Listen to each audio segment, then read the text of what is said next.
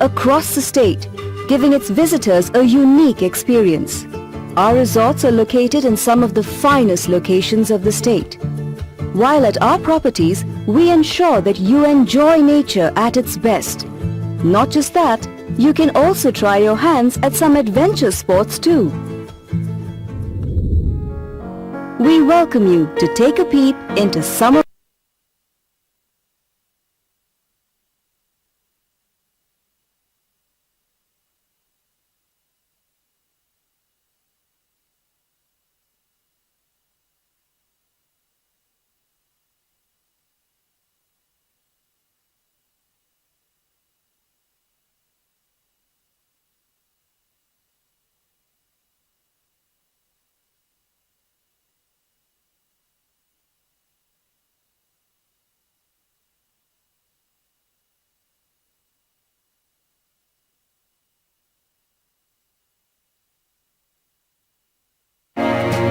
After months of long days in office, I have finally decided to take that overdue vacation all by myself.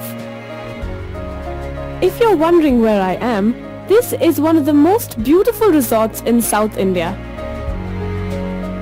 The River Turn Lodge, owned by Jungle Lodges and Resorts. Situated in the midst of the Western Ghats, this enchanting place is named after the River Tern bird. What's on offer here is a unique blend of nature and wildlife. Right now, I'm just looking forward to some water sports, and that's coming up first thing tomorrow morning. Look that place? That's where I spent my night. Gliding gently through the tranquil waters is a blissful experience.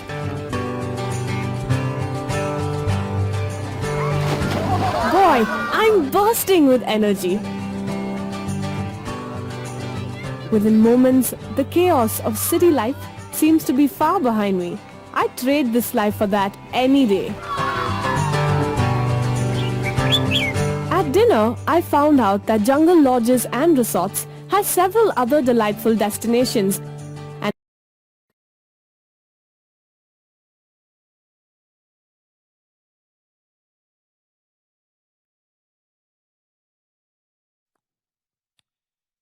Check. Check. 1, 2, 3. Okay, Andra. Check. 1, 2, 3. Check. Huh? Okay, wow.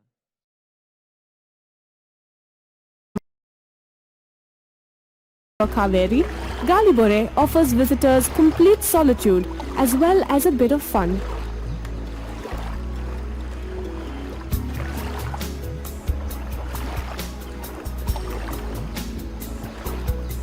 How can something so simple and rustic be so out of this world?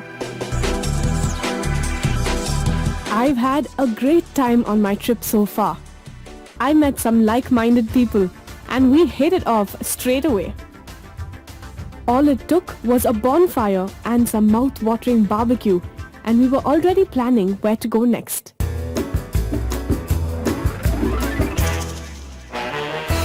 We decided to go trekking, and at the crack of dawn, we were on our way to a trekker's paradise, Bhimeshwari Nature Camp.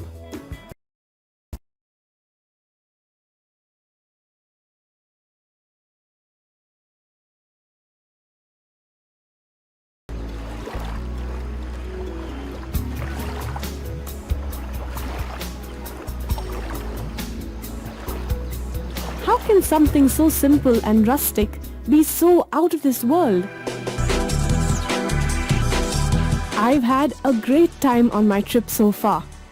I met some like-minded people and we hit it off straight away.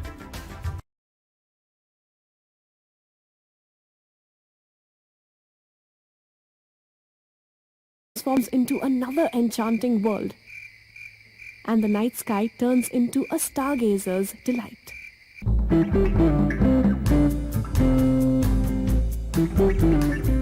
At 3,500 feet above sea level, everything seems so surreal. The mountain air is so cool, clean and invigorating. As the day breaks, I am completely smitten by this gorgeous place that is known quite simply as Kabini.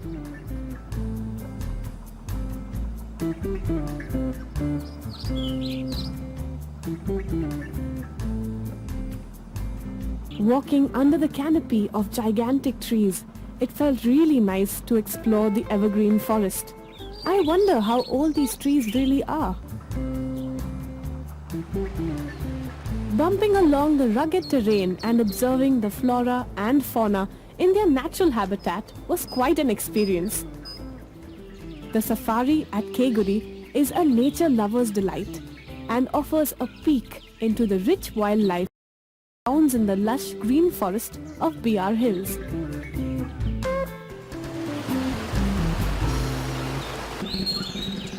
Wait a second, something's happening. Look at that. It's a leopard. I am now in Bandipur, home of the most magnificent big cat of them all, the tiger. And my room in Bandipur Safari Lodge definitely sets the right mood. I can hardly wait to see the real thing. Talk about a royal entry at Bandipur. Everything about this place worships our national animal. Morning has broken, and if you want to spot the tiger, this is the best time to head out into the dense forests of Bandipur.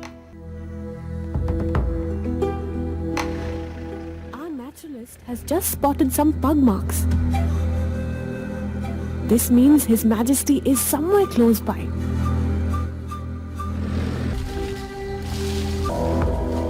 Oh wow, I think that's the tiger.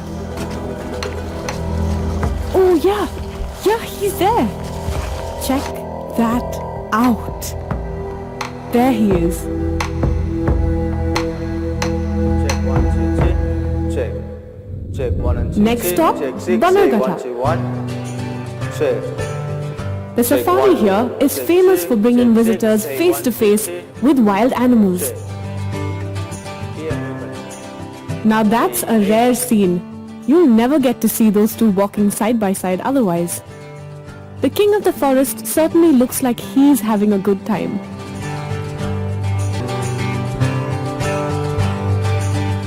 What a yawn. 1 check 1 2. I've seen tigers, I've seen lions, elephants and now bears. But guess what? I'm on to the most colorful part of Bannerghatta National Park, the Butterfly Park.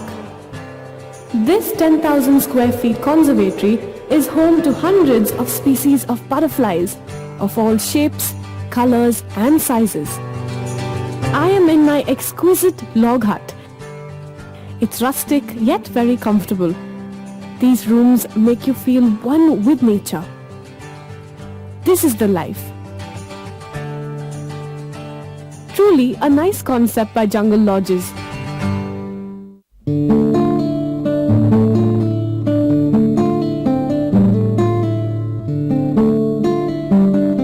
Kabini is the Jungle Lodges and Resorts in 1980.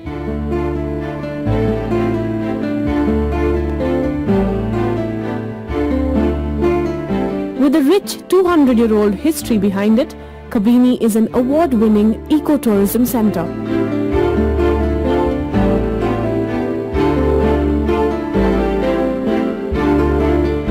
I am actually staying in this Maharaja house and I feel like a This used to be the hunting ground of Indian Maharajas and British royalty. Located on the banks of River Kabini, is home to several birds and is a haven for bird watchers. All you need is some time at hand to go for a boat safari and a pair of binoculars. Kabini is elephant country. It has the highest concentration of Asiatic elephants in all of Asia. I am beginning to really fall in love with these adorable jumbos.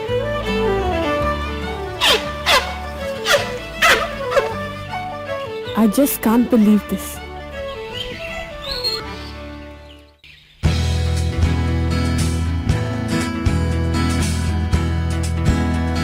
This is the Dubare Elephant Camp in Coorg. The camp is a unique idea to help create intimate experiences between people and elephants.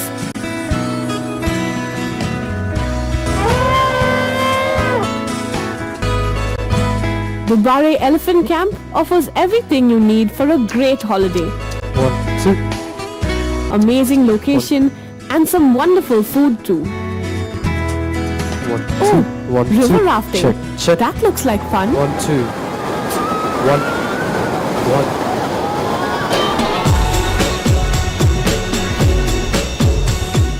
After that head rush, now my pulse is coming back to normal.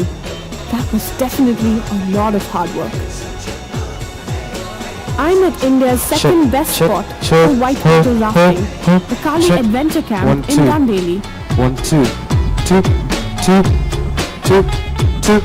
Check. 1, 2. 1, 1, 2, 2. What I've seen so far in jungle lodges and resorts is that the management and staff are so warm and helpful. I'm touched by the warmth and hospitality I experienced at every jungle lodge's property. Check. 1, 2. Check. 1, 2. 1, 2. Check. 1. 1, 2, 3. Check. Hello. Check. 1, 2. 1, 2. If you are an adventure enthusiast, the Sintari Rock and Saroli Peak are nature's marvels not to be missed in Kali.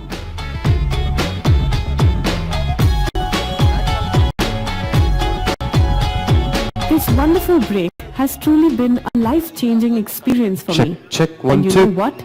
It's not over. Not just yet. Check. 1, 2, 3. Jungle Lodges really surprised me with their Devbagh Beach Resort. This place is different from the rest because it comes with a pristine beach attached to it.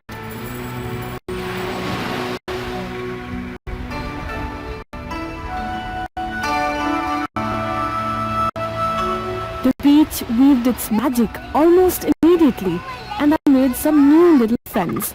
And together, we had a whale of a time.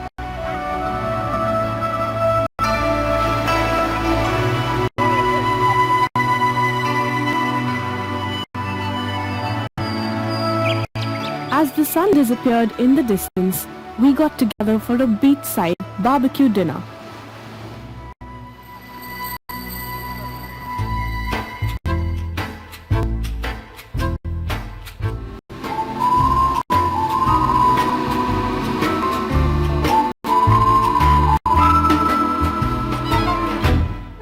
I tried my hand at every water sport available.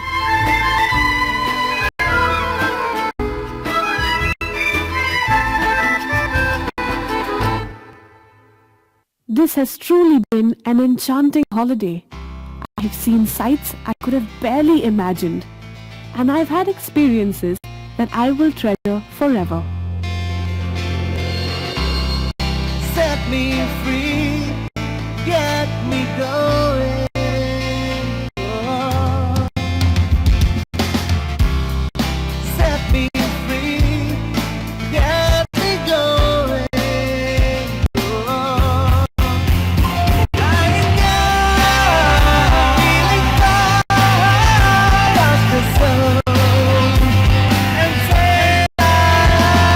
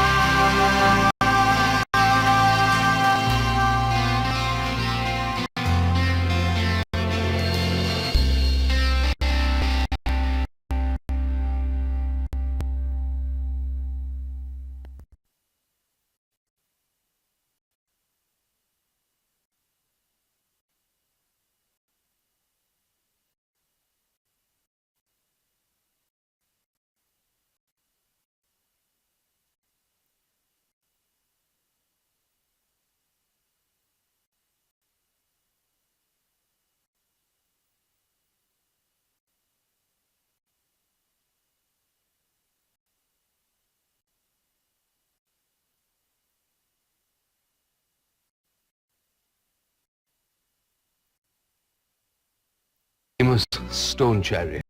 Just a bit of trivia. The name the Golden Chariot?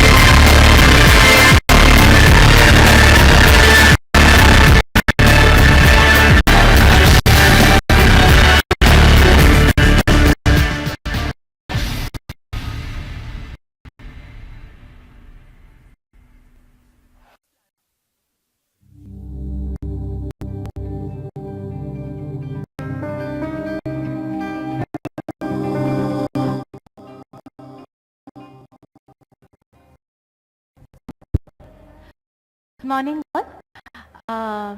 Be seated. We'll start in the next 5 minutes. Extremely sorry for the delay. We are just waiting for some more people to come in.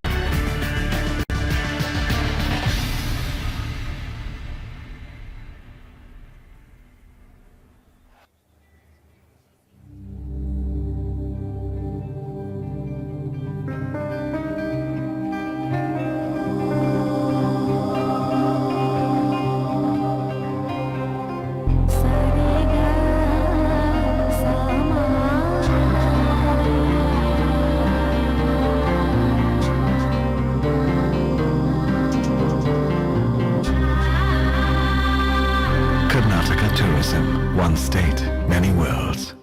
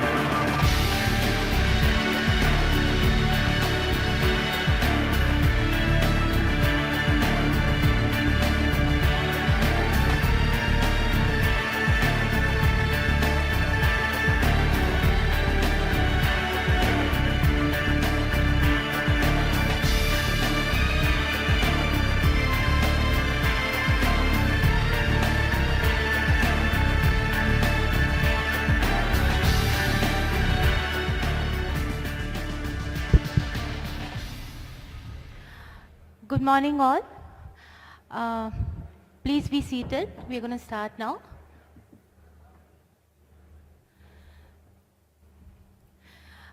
Good morning ladies and gentlemen. It's a pleasure to see you all here for Tourism Conclave. I would like to invite Director Tourism Ms. G. Satyavati to welcome you all.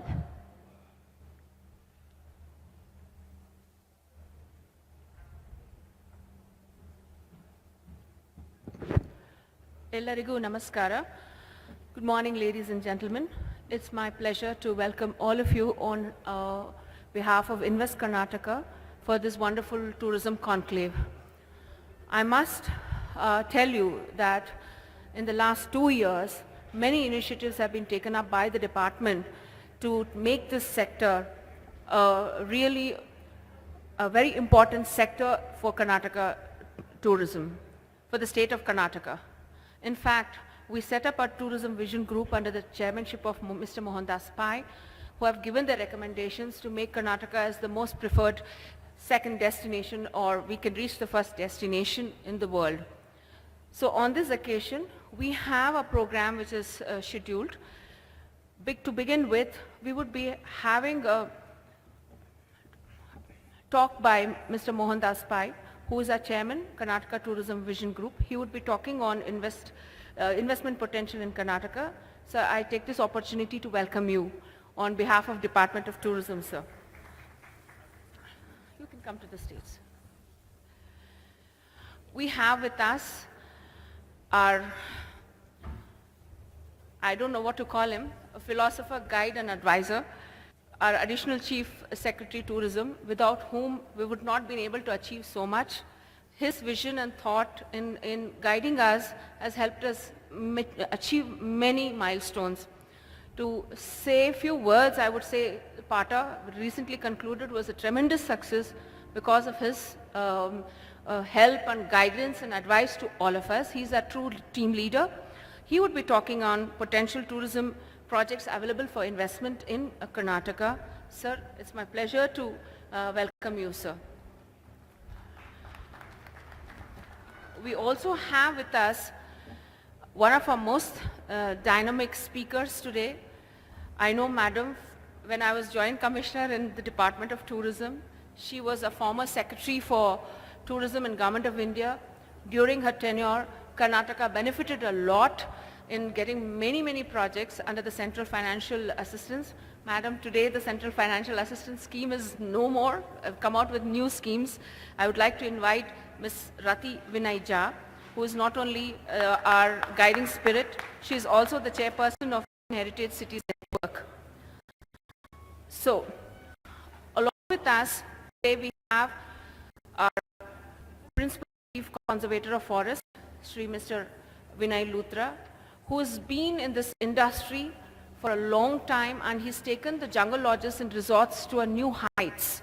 During his tenure as MD Jungle Lodges and MD KSTDC, I think the tourism sector benefited a lot, and he's always been an ambassador of tourism.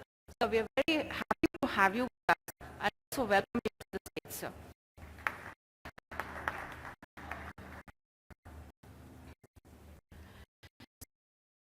Would begin, apart from this, we also have many speakers from the industry. I would like to welcome to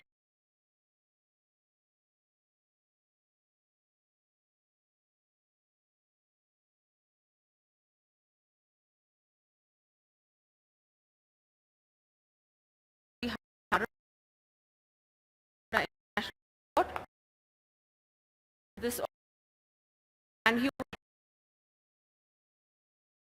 manage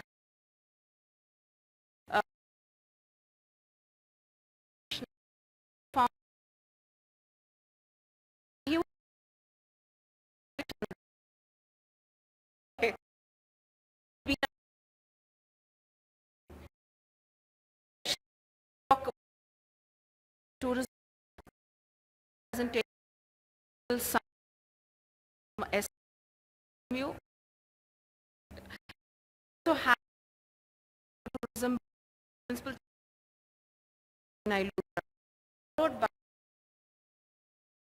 tourism with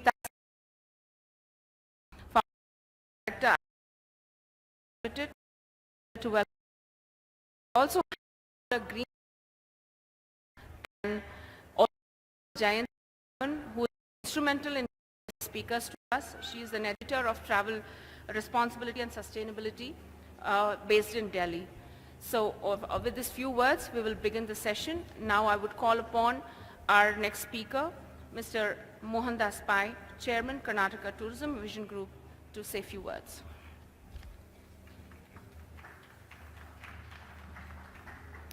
Dignitaries, ladies and gentlemen, we all know that tourism is one of the most exciting industries in the world, more so because as societies become richer, many people would like to travel, see the world, and have an experience that they long for.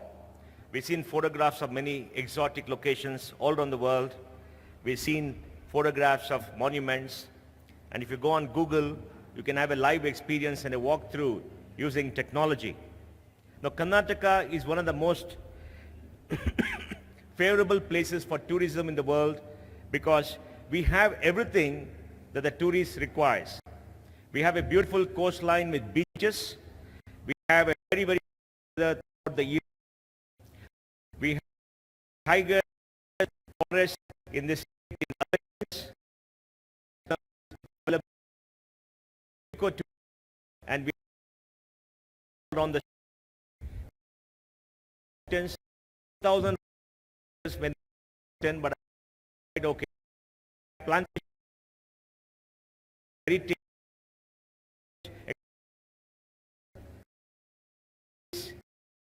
urban place, we have culture in terms of many cultural artifacts. So if you go to France and the tourism potential of France, and if you look at the tourism potential of Karnataka, I think it's similar. We have an enormous number of tourists coming to Karnataka. We always look at overseas tourists and why such a small number come to India. I think it's 7 to 8 million people coming to India. What we forget is, in Europe, if you look at France, the tourists coming in France, about 65 million, substantially consists of people who come from the rest of Europe. The rest of Europe is just a few miles away. So look at tourism and see what is the internal tourism that Karnataka has, consisting of its population, people, from country. I mean, there are anybody, and to come overseas tourists from outside, it is an enormous number. I think we have a total number of about 10 crore people coming here throughout the year, both local, surrounding areas and overseas. And they come here for various things they want. And in this, we see a number of developments in the last few years. One, internal tourism is exploding. By going to cook for homestay and back, or 200 back, and when we have long English people, it just goes 20 years, 20 years out. They all take the drive, evening rush.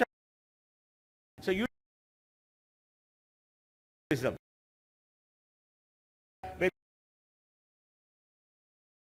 You have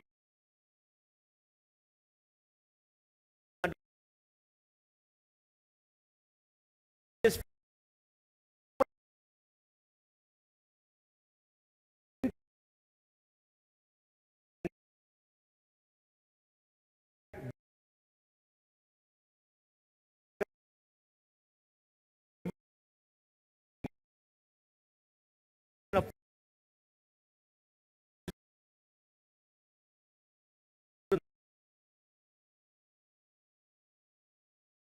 line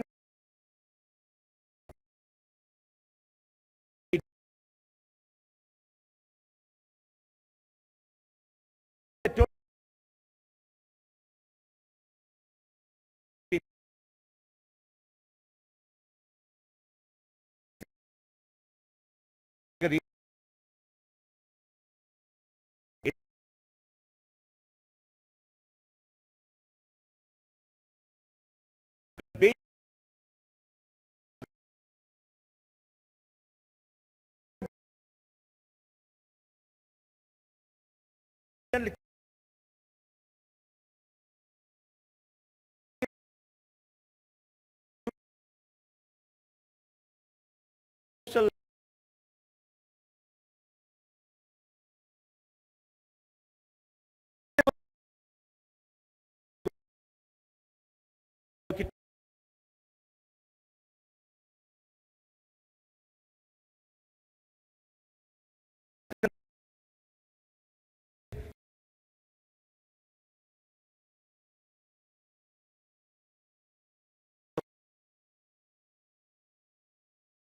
I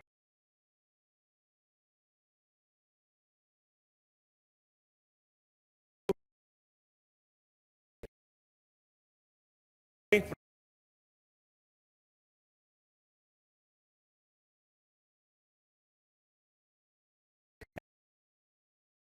slide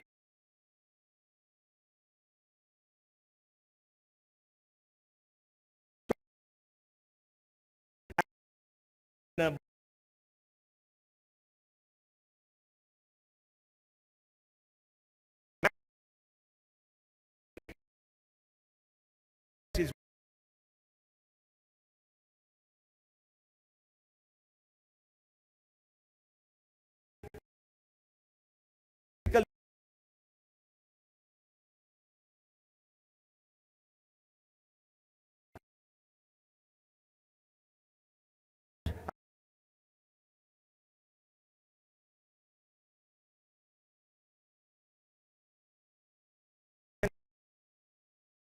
near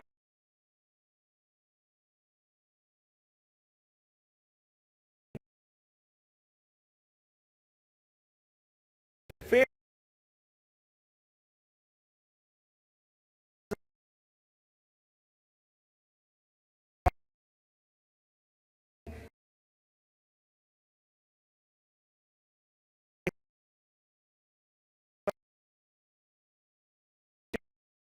make sure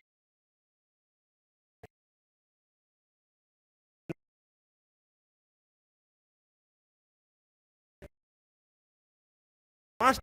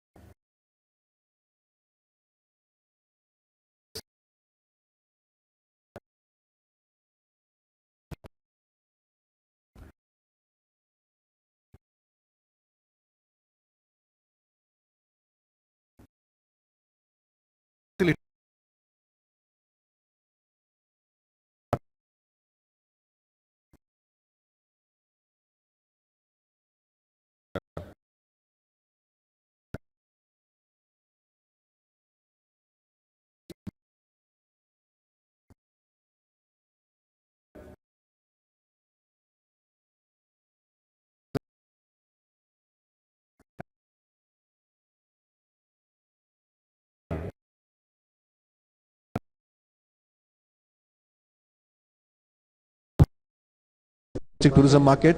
We have hosted PATA.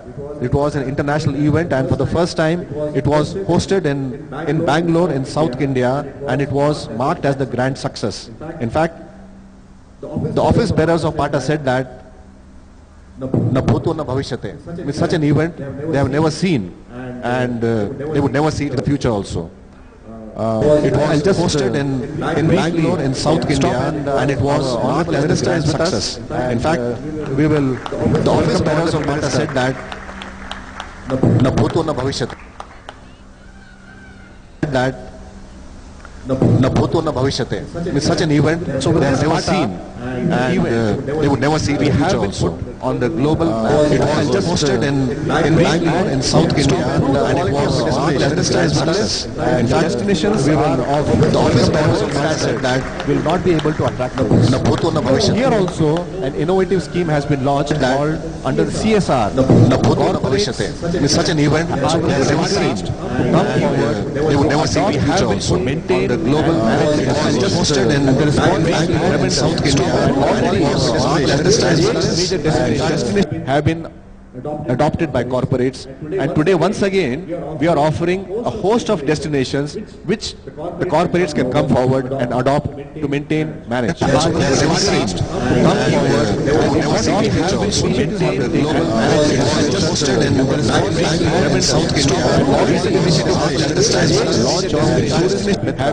It is adopted by corporates, and today once again we are offering a host of destinations and given special training. Corporates can come forward and almost 150 marriage.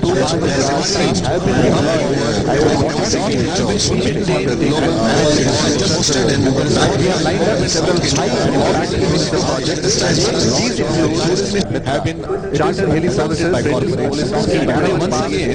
Once again, host of destinations and special training. Corporates can come forward and are available to maintain marriage. I am sure we'll get a good response. We have a positive business environment in the expanding economy of Karnataka.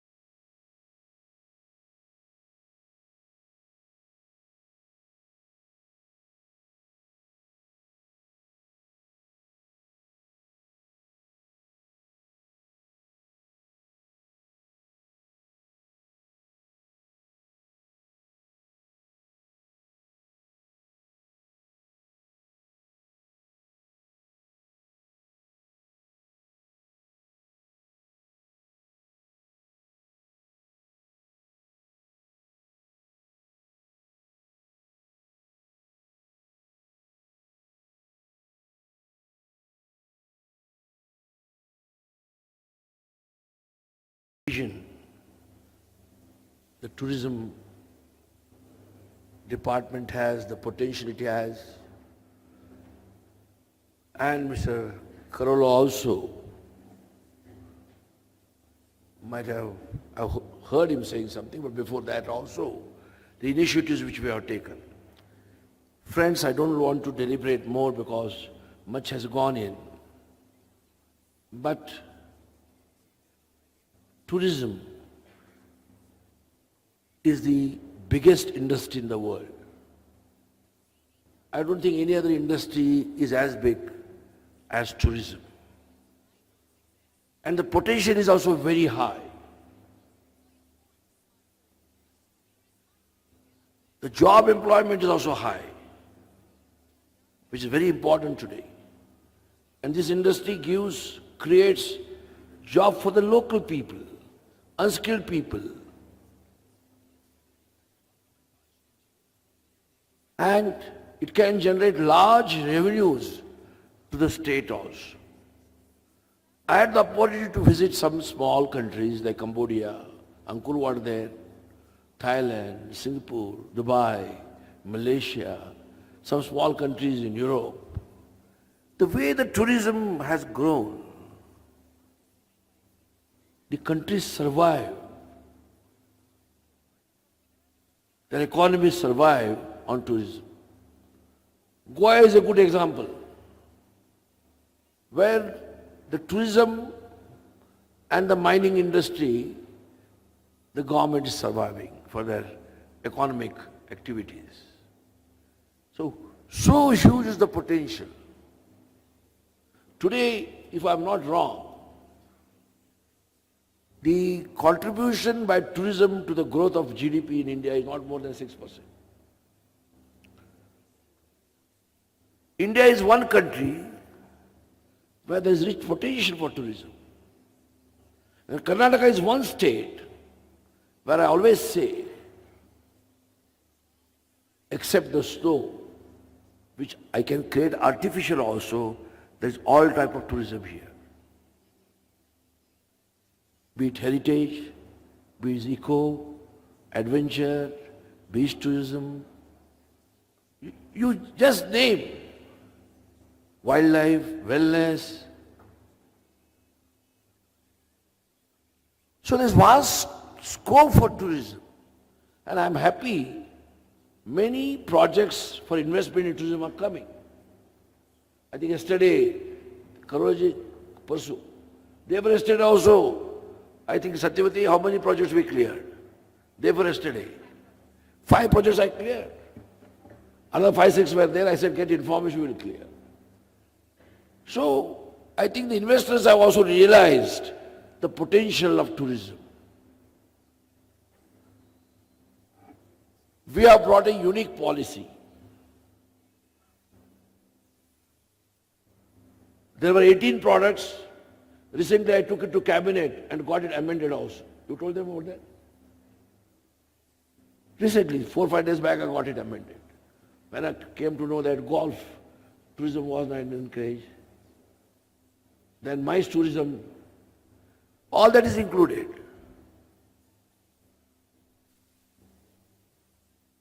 Karwaji, I might have told you, we have brought the rating agencies, first time in the country.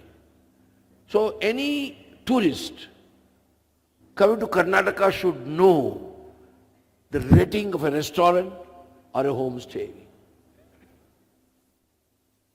It happens only in India that nobody knows what are the tariffs of a homestay or a restaurant, or what you get in a restaurant, a Chinese food you get, or what food you get. So if you go to small countries, also all this information is on their websites. So we are trying to see that professional reputed agencies have been appointed, 4 agencies. They have started work and you should all cooperate. You get all your properties, maybe hotels, maybe restaurants, maybe hotels. It will enhance not only your rating, you can definitely make good money also. I never said I want sick people. I always said I don't want sick people. I want you to be healthy. I want you to be making profits. But there's a limit.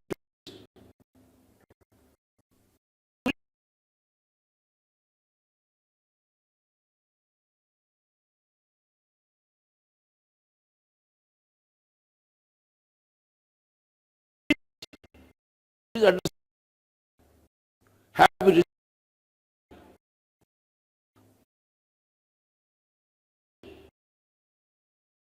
tell the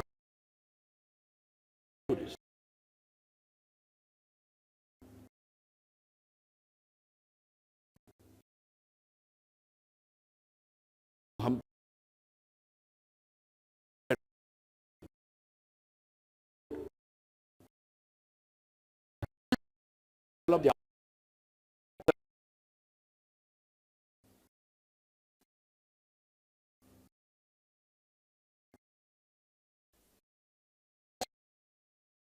are there English.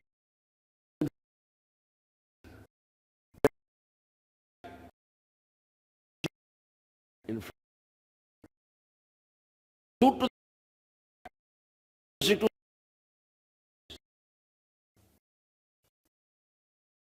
First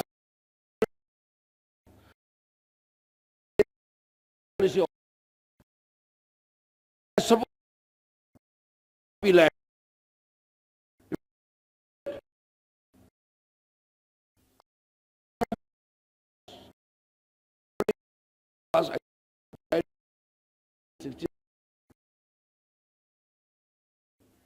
Nor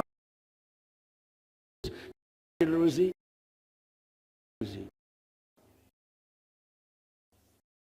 Please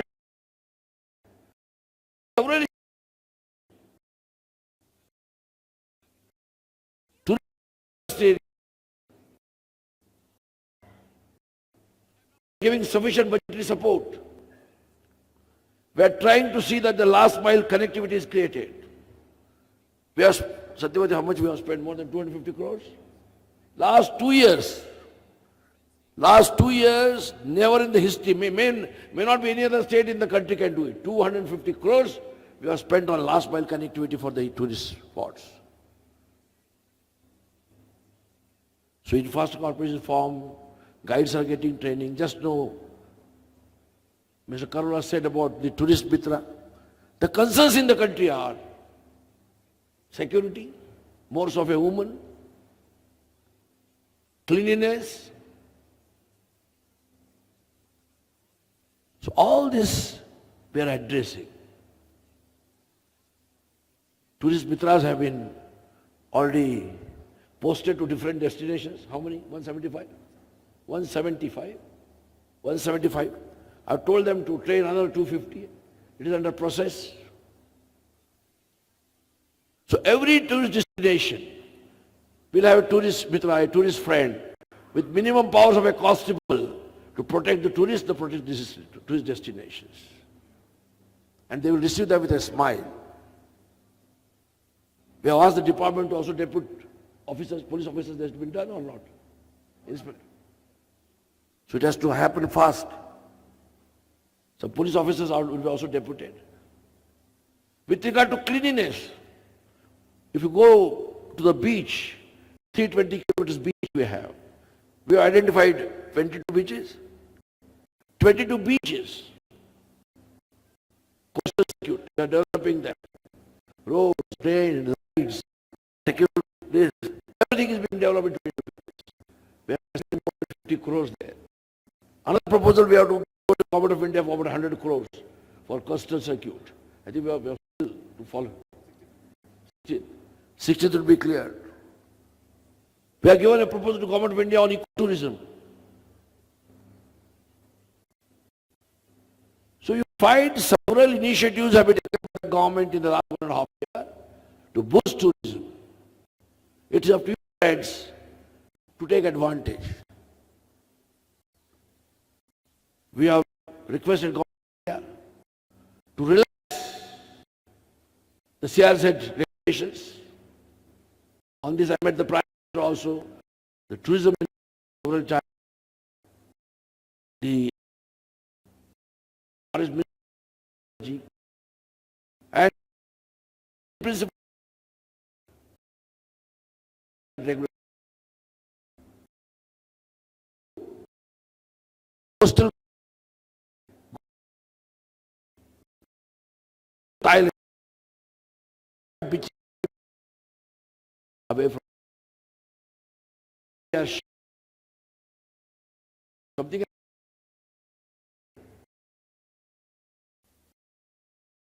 the state something control we are notified of rules. But one thing, whenever we do things, we should say that environment ecology is not affected. Ecology is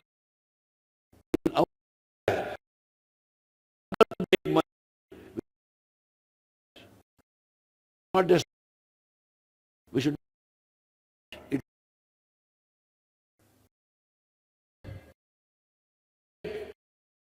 protect. Let's go with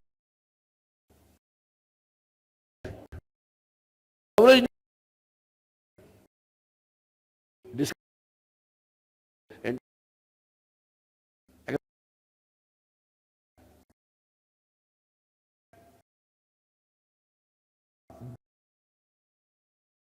investment.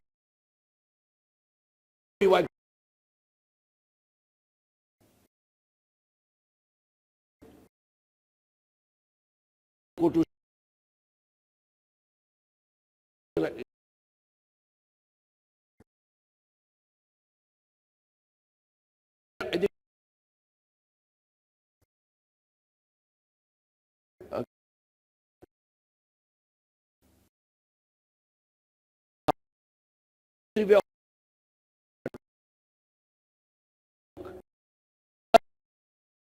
the country. And I have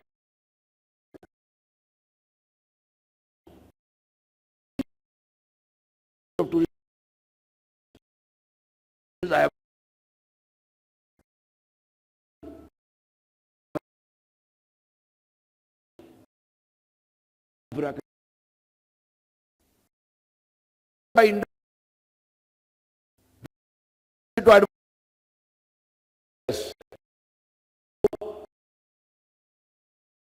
And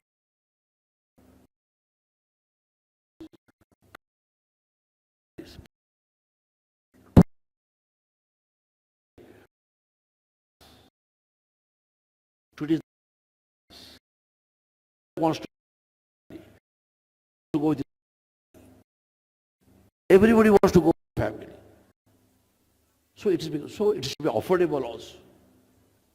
We should understand. Yes.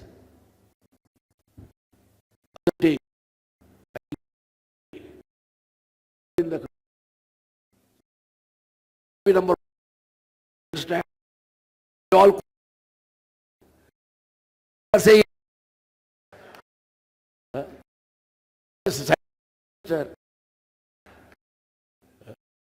so friends, I'm very happy to come in such a big number. I have to attend with along with the chief minister some investors. So I will be leaving the dais, and very reputed people are here, very knowledgeable people are here, and I request you to please make your investments in Karnataka. Many big groups have approached us. Not only that, we had some 18 properties, and we tried to, in a transparent bid, to give them on lease. Already 8 or 10 properties have been given. How many? 7 have been given. Another 11 properties we are again calling for bids. So if somebody is interested, they can take on lease basis. So we are working very in such a way that tourism gets a big boost. If any suggestions are there, please give to the department, to me or them. With this, I thank all the speakers who have come here on our request, and thank you all, friends, for participating in this seminar. God bless you all. Have a nice day. And how did you like the meet yesterday? Huh? Good. Thank you.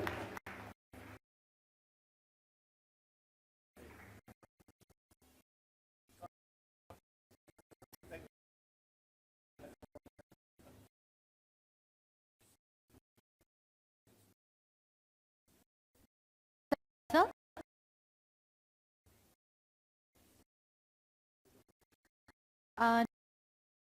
Executive, which is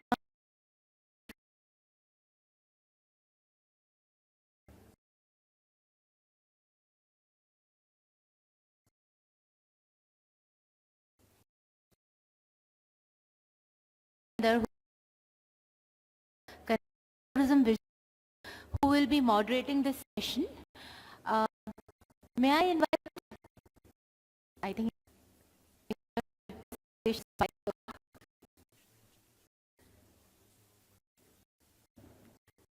Ravi.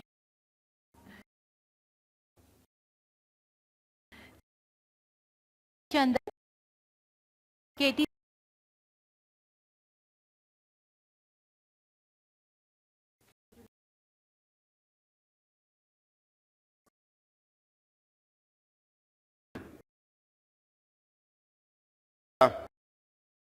Madam Thomas of Ecotourism.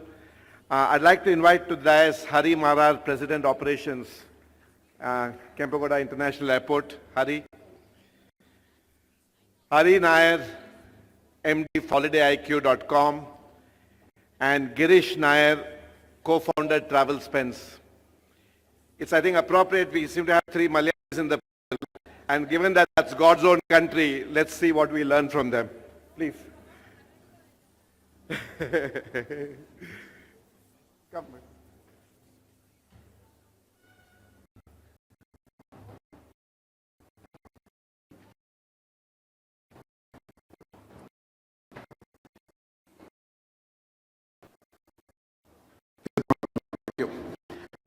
So what we're going to do for the next 25 minutes is actually the subject is in terms of valuable subject. The title is Trust and Seamless Travel.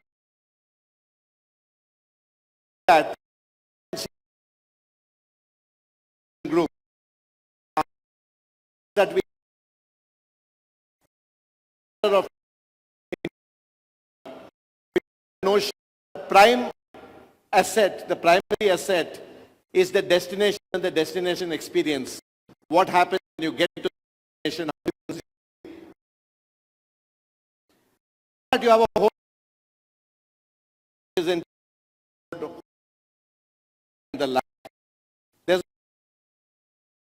a location which today are seamless and associated information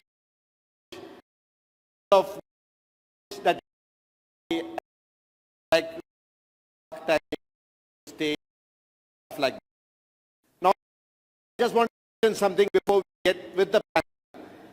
In the tourism group, just process a partner, digital hope to have tourism before the year is over. This is going to be the most comprehensive digital platform that has been visualized. It will work across all devices. View how will it supposed to doing a phone and have service and the platform for customers to search for options to post their experience, cross-linkages of social media. So that's something that is planned as part of one of the tourism initiatives. And if we have this in place at the year end, I think in this place. Here to this is part of as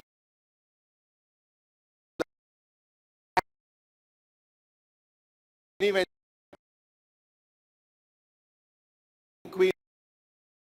Thanks, Hari. So really it's about that last mile connectivity, both at the start and at the end.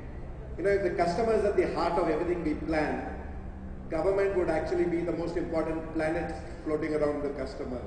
So Madam Ratija, I'd like your input in terms of, you're formerly Secretary on Tourism. From a government perspective, when you were, I think it's on. When you are planning what customers require and in the context of access and seamless travel and the like, what priority was it in the overall government thinking in terms of what needs to be done in this space? And given that you don't own any of these assets, you really have more of influencing, you have to influence many other people to do the needful. So what did you see as government's role? It is that little bit of seamlessness that takes you to happiness. Because what is seamless travel or tourism? It's what makes you comfortable. It's what gives you a hassle-free experience. So it cuts across all lines. And with my experience of how we worked at Government of India, it was essentially to work with each state government, each tourism project or destination. But then does it really happen on the ground? Because this time, at this point, I'd like to put on the mantle of a normal citizen. I'm not speaking with my government background. I'm a very avid traveler, travel throughout the country, and throughout the world. So what happens every time I go to a foreign destination, I try to see what is it that we are not doing in our country to make it the same. You go to Europe, you go to the US, the very rich countries like ours, with the kind of heritage, with the kind of nature, tourism, ecotourism, any tourism product that you talk about. And I think it is lies in that little bit where we all need to get our act together. Whether it's a government giving a grant and telling a state government go ahead and plan, whether it's state government making it easier to do tourism. It's happening. We are getting there, but I wish we could all work together to get there fast. Thank you. Girish, coming to you. Girish had a life before he became an entrepreneur. He used to earlier be in Jet. And Girish has some experience of putting a product together. Mr. Vinay Luthra is also here. He had actually, when he was with Jet Airways, he had put a product together. How from Brussels you could book tickets and get onto the Golden Chariot after you reach here. So Girish, I want a sense of what did it take to come through with that idea and pull it off on the ground? What was your experience in putting a multimodal kind of travel experience together? Yeah. So it was, 2008, we were, those days Jet was planning to go international, and probably when we started London and Brussels, I think the Brussels hub concept was probably one of the best, strategy that an Indian carrier could bring through. And the product was really very premium. And I remember when I was heading this region, I spoke to Mr. Luthra and said, if you look at the target audience for Golden Chariot, and what we were trying to do was to maximize our revenues through the front-end passengers, right? So the target audience matched. And we said, how can we actually seamlessly integrate this and allow a travel agent to book this seamlessly on a GDS? Yeah.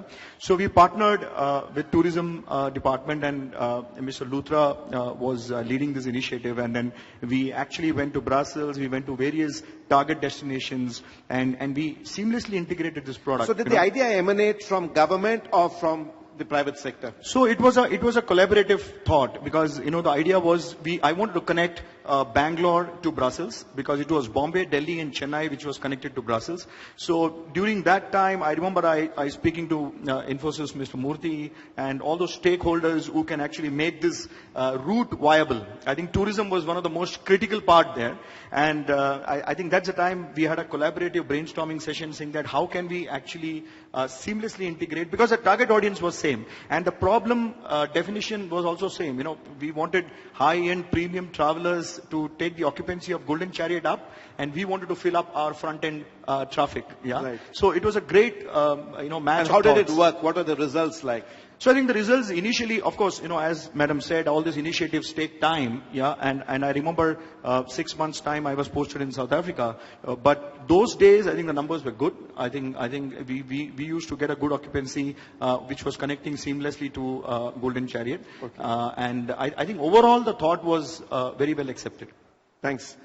Hari, coming to you, as President Operations at the Bangalore Airport, I know there are two things. One, you've always been passionate about how to make Bangalore this airport hub at one level. And we from tourism are interested that once you make that hub, obviously you can connect. And you have an initiative called the Flybus, where you connect to Mysore and the like. So can you talk through both the potential of Bangalore becoming a bigger hub, and then we give people reason to spend some time in Karnataka, and the Flybus experience? Wonderful. So I'll first talk about the Flybus, because it just sort of follows the story that Girish spoke about with regards to the connectivity with the train. How our journey with Flybus began was when we said, let's try and understand why do people come to Bangalore? Where do they travel to? Where do they go to from here? We did a little survey, and what we realized is that while bulk of the people come to Bangalore to visit Bangalore, there are a lot of people who go to other cities and towns nearby. And we also like to understand how the whole travel experience worked. So imagine somebody is traveling from Delhi and his journey is, let's say, Mysore, or probably even one of the new tourist destinations that are being developed by government of Karnataka or by the coastline. The fact is that the tourist has to deal with multiple modes of transport. He has to take a bus from his house to the airport, take a flight, come here, take another bus. Especially, and the whole thing is that the transport setup in India is not organized in such a way that it offers the tourist that seamless experience. So what happens is that the making it seamless, the whole effort of putting it together, stringing all these experiences together so that I can get from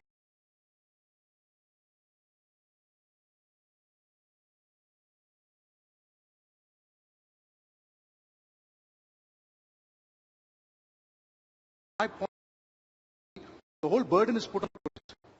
He's the one who put all these efforts together. So we realized that there is an opportunity to try and make a gap. Segment, let's try Mysore, because that had case. We must start and was on the good traveling.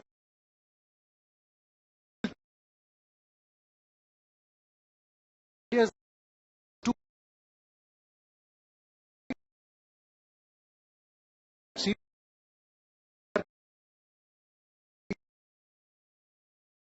don't have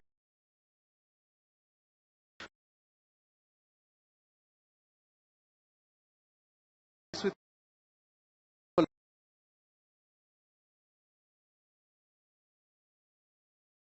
right.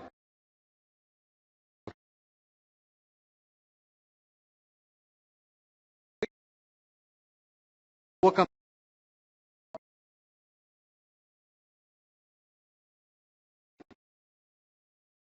air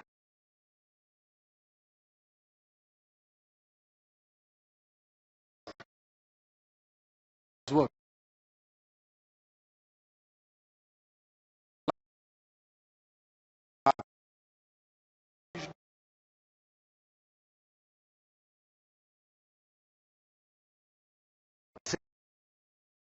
So I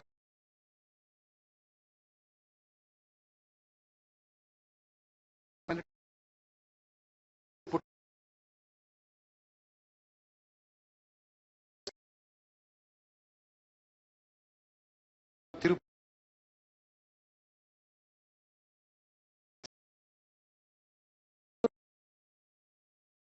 these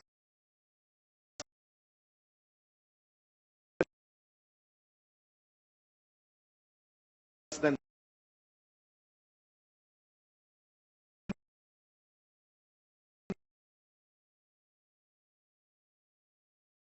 hub.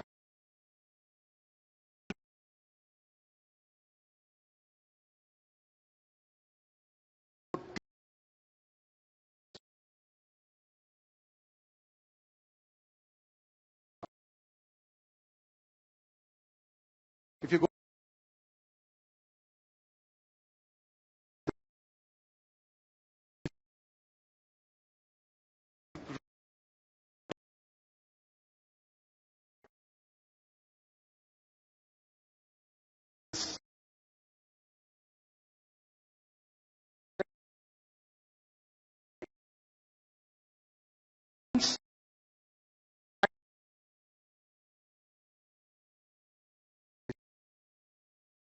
them,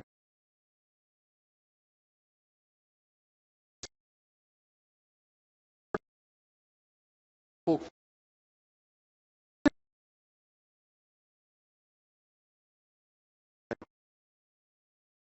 I just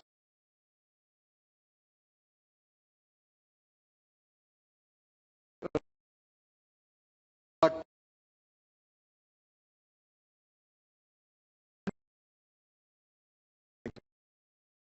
moving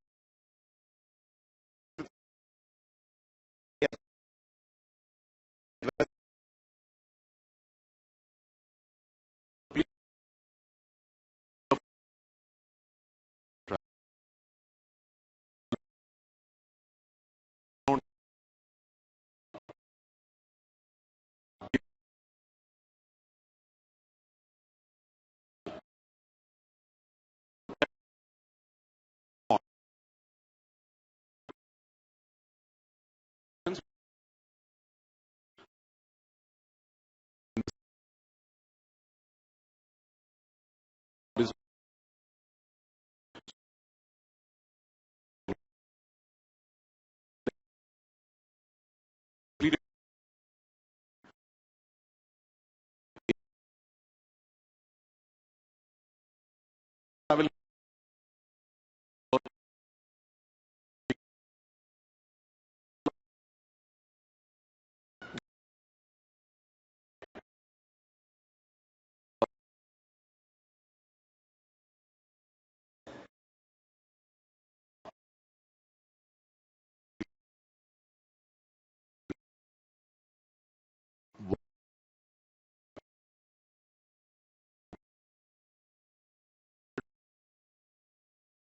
that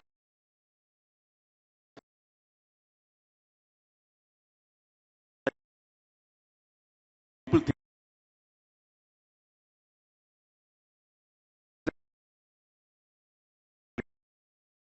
distance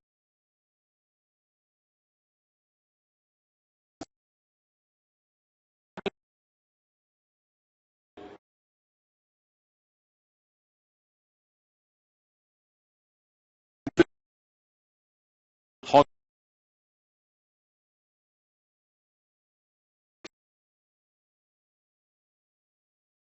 of the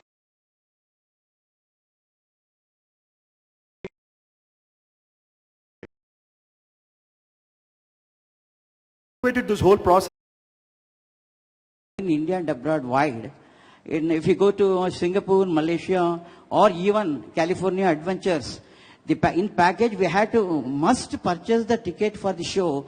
Minimum is $50. When I pay $50, I will go to a California Adventures. For example, there is a beautiful show on Aladdin. Like that, when it is a part of the package, they will come to the shows in Karnataka, where the government theatres are, there are a lot of government-owned theatres are there, both in Mysore and Bangalore, so that we can have a coordination with the cultural department and the tourism department, so that the culture is promoted, artists are promoted. I get the point, sir. And second, and the last suggestion, in youth department, there is a lot of promotional activities for the youngsters to go for the mountaineering or adventures.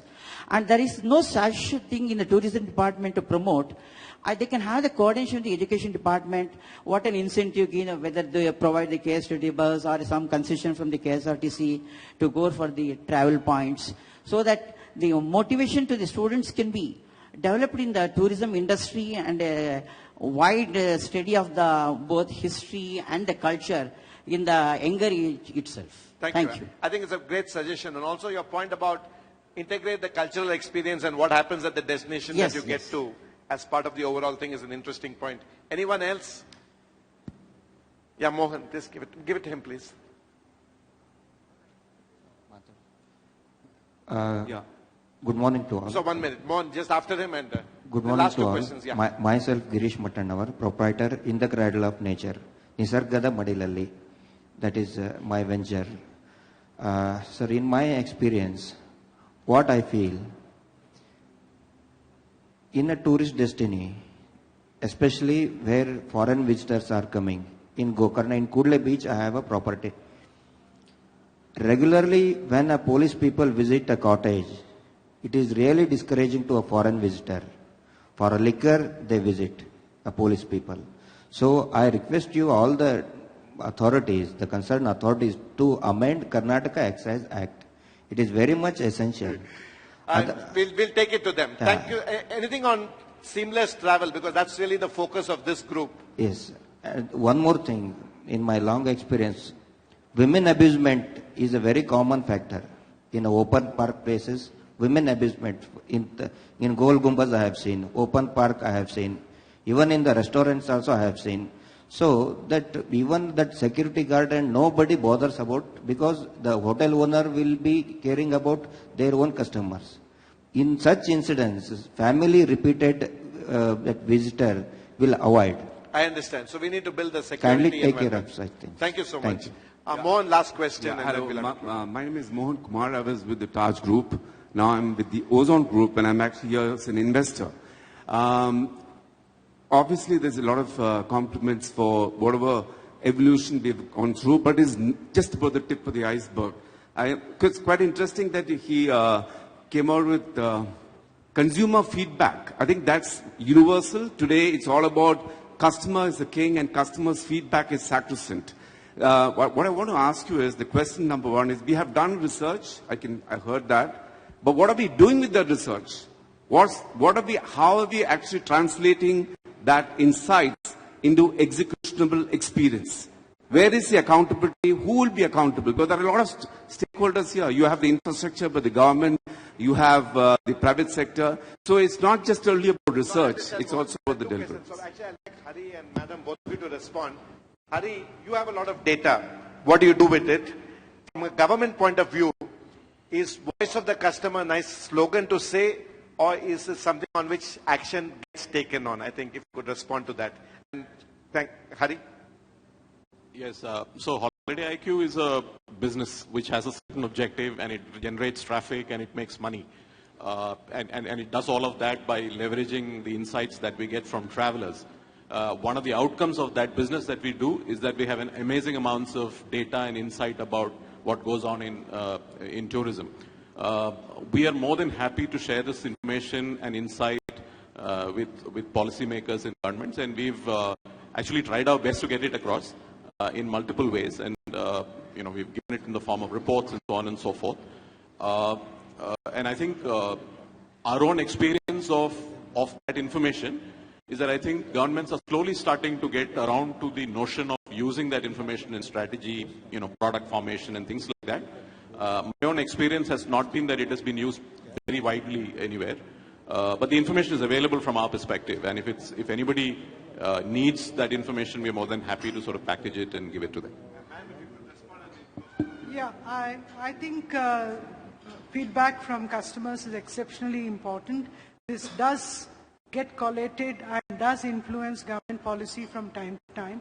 But tourism is very much of a private industry. It's a service industry, and I think it's more important for each service provider to be very, very alert and alive to what the customers want from them specifically or from that particular sector, let's say hospitality, transport, etc., very specifically or generally.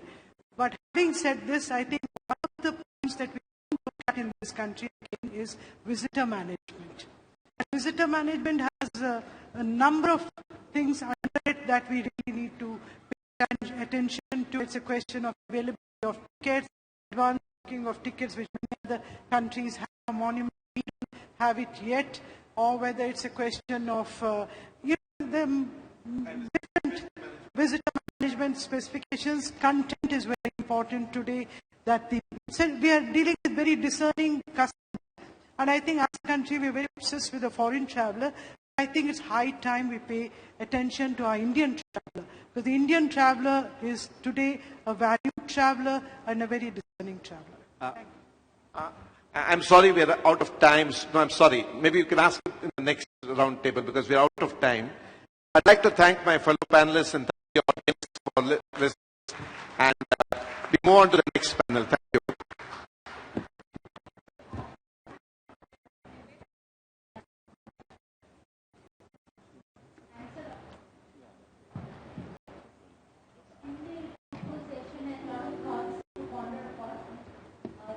Offer small mementos from our side, from Department of Tourism to the speakers.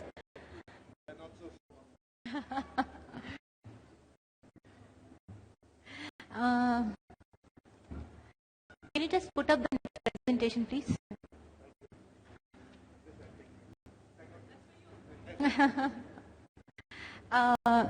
We have with us Mr. Nikhil Sani. Congratulations to the state government for having organized something as brilliant as this. So, I'll be speaking about adventure tourism. There have been some discussions today in the morning about what is the need of the hour. Someone saying that, infrastructure, tourist management as, travel management as was mentioned, as well as how do we get the Indian traveler involved. And of course, obviously tourism as an industry continues to be important, because this is the industry that provides maximum amount of jobs. To quote again a number, this is a number that is quoted in almost all tourism discussions, is that a 12 lakh investment in tourism gives you 75 jobs compared to 19 in manufacturing and 40 in agriculture. So obviously, if the socio-economic idea of getting more people jobs is something that tourism, suffices. So, no, move to the introduction side. Well, adventure travel, as you would know, out of three components, which is effectively a physical activity, a cultural exchange, or engagement with nature, if two of these are included, then it is classified as adventure tourism. As per ATTA, the average employee size of any adventure tourism concept is 44, so it extends a reasonable number of jobs. These are the three, areas, three segments within adventure tourism: land-based, water-based, and air-based. And you'd have an idea of what these three can mean in case, they are worked out reasonably well. Obviously, in terms of the global snapshot, it is a $263 billion market. I'm just showcasing an opportunity. Now, $263 billion market globally. Believe it or not, in the last 7 years, this industry is going year on year at 65% globally. At 65% globally. Obviously, a significant chunk of this market still continues to be with the Europes, the South Americas, as well as the North Americas. Average spending increase has gone up by 20% over the last, between the period of 2009 to 2012. Switzerland, obviously, amongst the developed countries, is the top nation. And when it comes to developing countries, I did not know, frankly speaking, before doing this presentation, that Czech Republic was a developing country. But yes, it turns out to be the top here. This industry is supposed to be growing in revenue by about 23%. This gives you a sense of how exactly, tourism works across the globe. In terms of land, water, as well as, air. This is on the air side: skydiving, hot air ballooning, as well as paragliding. Now, to give you an India snapshot, now just imagine $263 billion industry, growing at 65% year on year over the last 7 years. What is India's size? 500 crores. Not even $100 million. Not even $100 million of the overall size. One. Number two, only 2 lakh tourists of adventure tourism are coming into India. Foreign tourists I'm talking about. See, this is a niche segment. This is a segment which gives us forex, and we want forex. As India, as Karnataka, we want foreign exchange earnings. So obviously this is the current situation. The adventure tourism destinations in India largely concentrated over the north. Obviously, Karnataka is the only state potentially in the south that has got some amount of development on the adventure tourism side. But I would again want to, give a few suggestions on how this can be taken forward suitably. If you go on the water as well as, land side, this is the current breakup. Again, a lot of concentration on the northern part of the country. And if you see the southern part, the only area which is, kind of working out in India is basically Karnataka. Well, there have been certain initiatives, Srimati Jha would be aware of these, which were government initiatives, applaudable initiatives that were taken on the adventure tourism side. But these, as you would see through all the initiatives, are largely focused on the land and ski aspect, which is all again concentrated up north. So therefore, there is scope for initiatives to be taken at the ministry level, centrally, as well as by the state government, to give a reasonable fillip to the adventure sector. I'll come to specific points. In terms of the existing situation analysis, this is on current adventure tourism, obviously rich in natural resources, establishment of jungle lodges and resorts. There are 16 wildlife, resorts which have been created, and JLR has done a phenomenal job. In fact, I would like to applaud the state of Karnataka for being the only state in the country today that has increased its forest cover area. There is no other state in the country, all states are trying to reduce their forest cover, which is where PCCF needs to be applauded for this work. Everyone wants more and more land to do more industrialization, but keeping a heritage is important. These are some of the top adventure destinations which currently exist in Karnataka, specifically Dandeli, Karwad, Gokarna. Coming to specifics, in terms of what we would want to be done. At this point in time, obviously strengths and opportunities that exist in, so obviously this segment attracts high-value tourists. It promotes sustainable practices and ecotourism, supports inclusive development. There is a social angle to tourism. There are absolutely low barriers to entry. People talked about infrastructure, people talked about security, people talked about availability of land, people talked about huge investment. This does not require any. Therefore, please encourage startups in the sector. Bangalore is the capital of the country, and Karnataka is the startup state of the country, if I may dare say. Therefore, it is potentially important for this state to look at the startup policy for adventure tourism in India. This should be the starting point, and I would be very, very willing as Yes Bank to look at developing something on this front. Obviously, subsidies, etc., being extended is fine, but I would again focus on the fact that this is a very low barrier to entry area. And again, because you're the startup capital, you will understand. If you go into offices today that are, in Bangalore, they have created a startup kind of an atmosphere because they don't want to get bored. Believe you me, you create any sort of a system, any sort of an office, and if it is stable, you will get bored. So what is the way of not getting bored? Please do adventure tourism. That is the best way. And you have IT, you have enough number of IT employees in the country. So whilst I am talking about the foreign tourist base, I am also saying that you have got IT in Bangalore, IT in Chennai, IT in Hyderabad. Connect all the dots, bring them all into Karnataka, give them adventure tourism. This is the most positive fillip that you can extend. Obviously, we have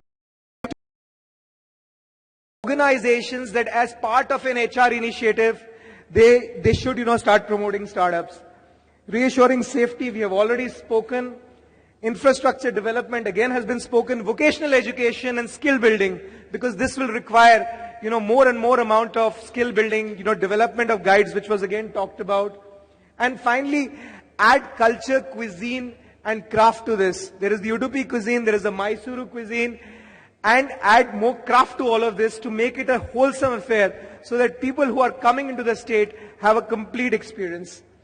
Thank you so much. As Yes Bank, we would be very, very pleased to be associated with the government to develop this adventure tourism policy in case this is of interest to the government. Thank you.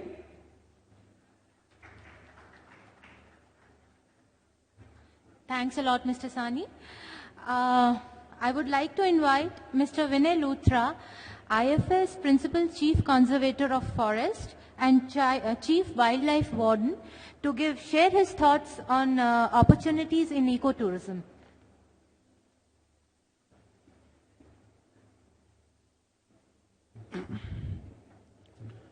Good morning, ladies and gentlemen. I am told the time is very short, so I am not making a presentation. I'll just share some thoughts with you on ecotourism and the opportunities that we have in Karnataka. Of course, Karnataka has been a leader in wildlife tourism, as has been mentioned in many speakers have mentioned it. Jungle lodges, which was set up almost 30 years back, has been leading, and we have great opportunity, in Karnataka. It was mentioned that the forest area has gone up in Karnataka, but I would also like to say that we are #1 state as far as tigers are concerned and #1 state as far as elephants are concerned.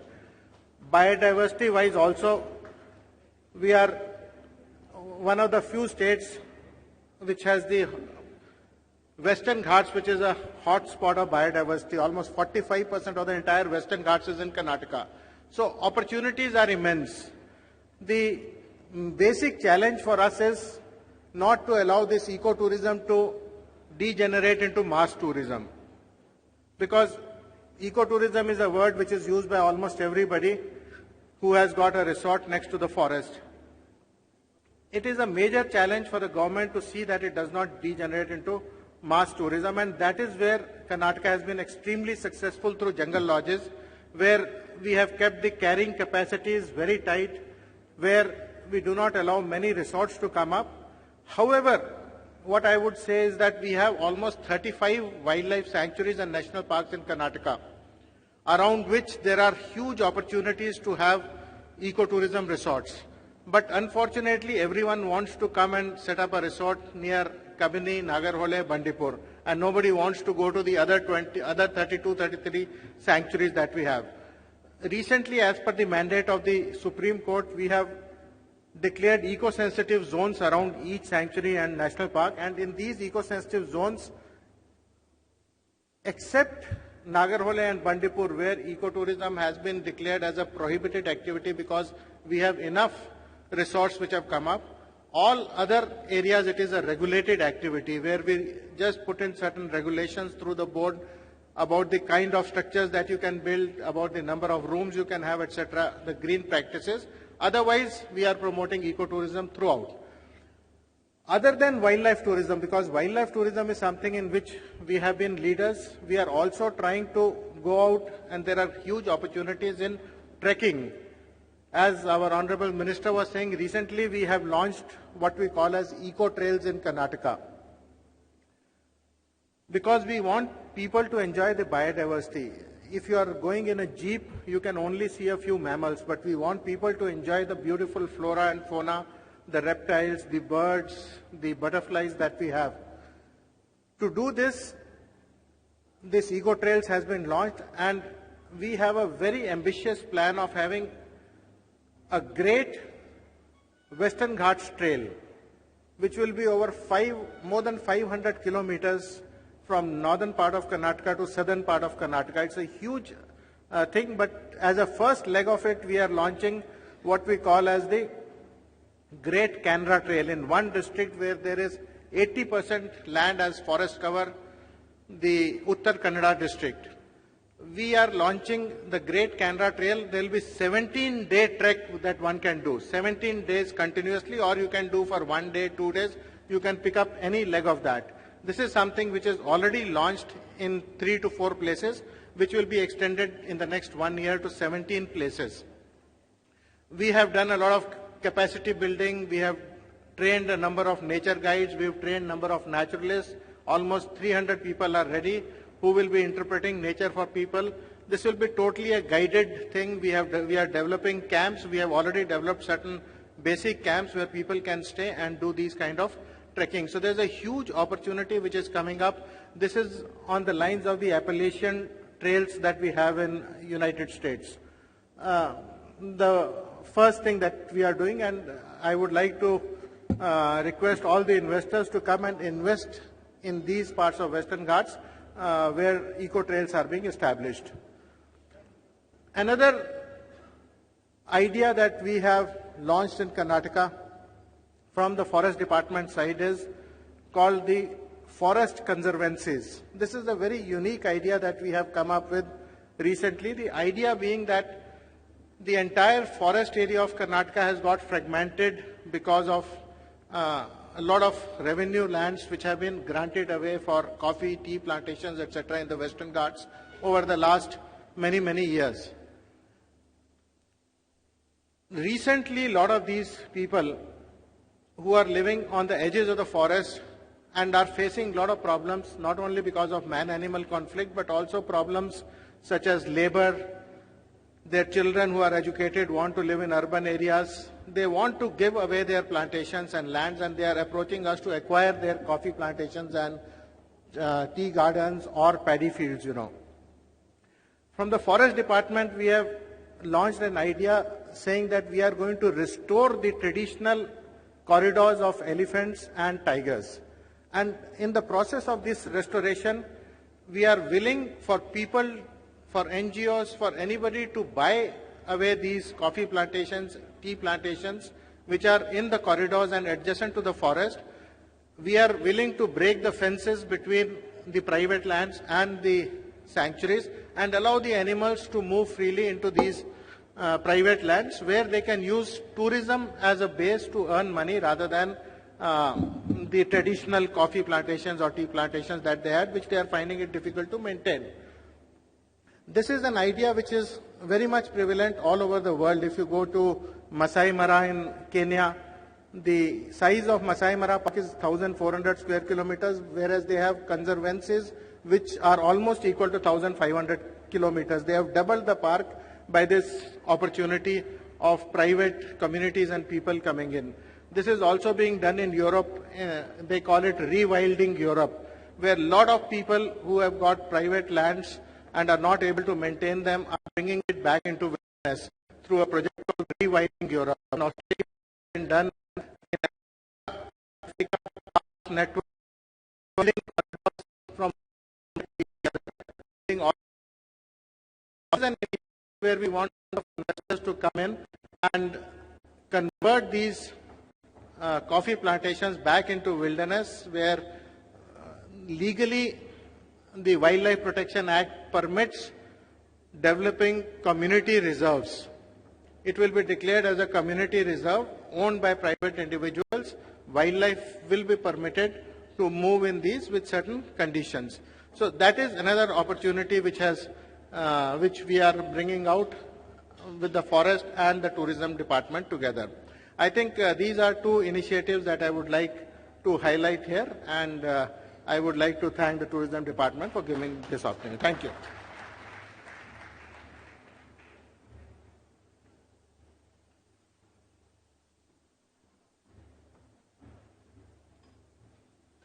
Thanks a lot, sir.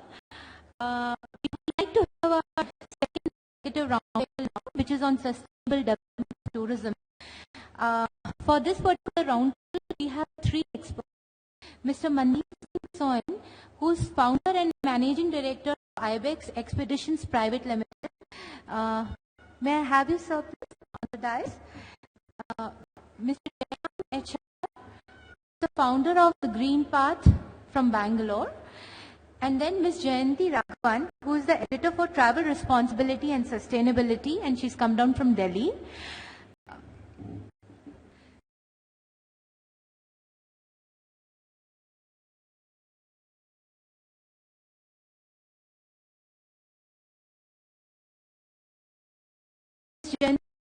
Session forward.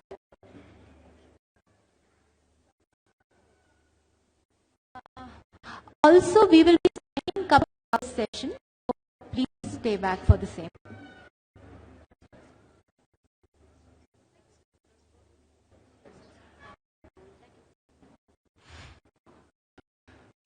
Morning, we are all scheduled immediately. Give to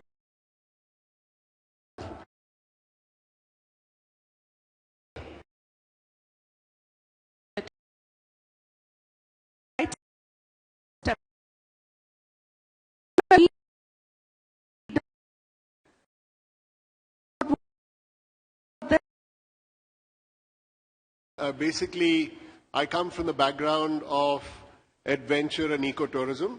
We were one of the first companies in the country to set up for adventure tourism. But we also realized that unless we don't walk the sustainability path and do things responsibly, as a destination, as a country or local areas, we're not going to succeed. And I mean, that's a no-brainer. But basically, it led us to form, in the last few years, the national body for responsible tourism, which is called the Ecotourism Society of India. And this was at the behest of the Government of India, Ministry of Tourism. And the idea is that we want to try and harmonize the impacts of tourism to become as minimal as possible on the negative side and increase the tourism impact to become as positive as it can on the plus side. So I think I'm hearing good things about Karnataka, and we are quite pleased to hear what we had to say in terms of the enhancement of the trails, the opening up of corridors and so on. But I think the most thing for perhaps Karnataka to do is to look at joining the initiative with the Ecotourism Society, because we have many state governments on board who are members, and we conduct workshops on best practices. Now, whether you are the hotel sector or the tour operating sector or the airlines or transport, we all need to be on the same page as far as responsible tourism actions are concerned. And I think if we all look at the launch that I would hesitate to really push or come under the lobby of people who are the only answer to say or justify. Let's do our due diligence. And one of the things that we put in the 12th five-year plan as a key action for the government to do was to look at carrying capacities for every activity, every sector, and every geographical zone, because those things will ultimately guide us in how much tourism we can take in sustainably. And I believe that we don't need to fear the numbers, because sometimes we get asked by industry members saying, oh, are you putting a cap? And, look at France, you get more tourism coming than the domestic travelers. And that is absolutely right. If we can guarantee that our management system is going to be so good that the impact is taken by growing numbers, it is brilliant. But if we can't do it, then I'm sorry, we should wait, strengthen our management systems, and then allow the next steps. So I think, in the overall, I would tourism.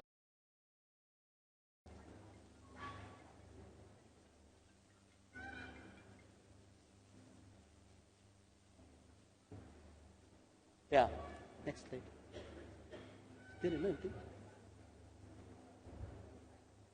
This is thing, these are the things I think most of us know, how this, tourism. Tourism is one of the prominent sectors, which is also causing lots of, environmental issues. So these things all of us know. So the otherwise to this, the alternate is that. So what is sustainable tourism? It's very interesting. The economic sustainability, socio-cultural sustainability, and environmental sustainability. These things, take care by the sustainable tourism. And, number one is that, it conserves environment and protects community. Finding a balance between limits and usage. And another very interesting thing is that it protects the interests of all the people, including local communities. And more important thing is that reduce carbon footprint, which are all, we are all working for that, we are all thinking for that, to take it forward to reduce carbon footprint.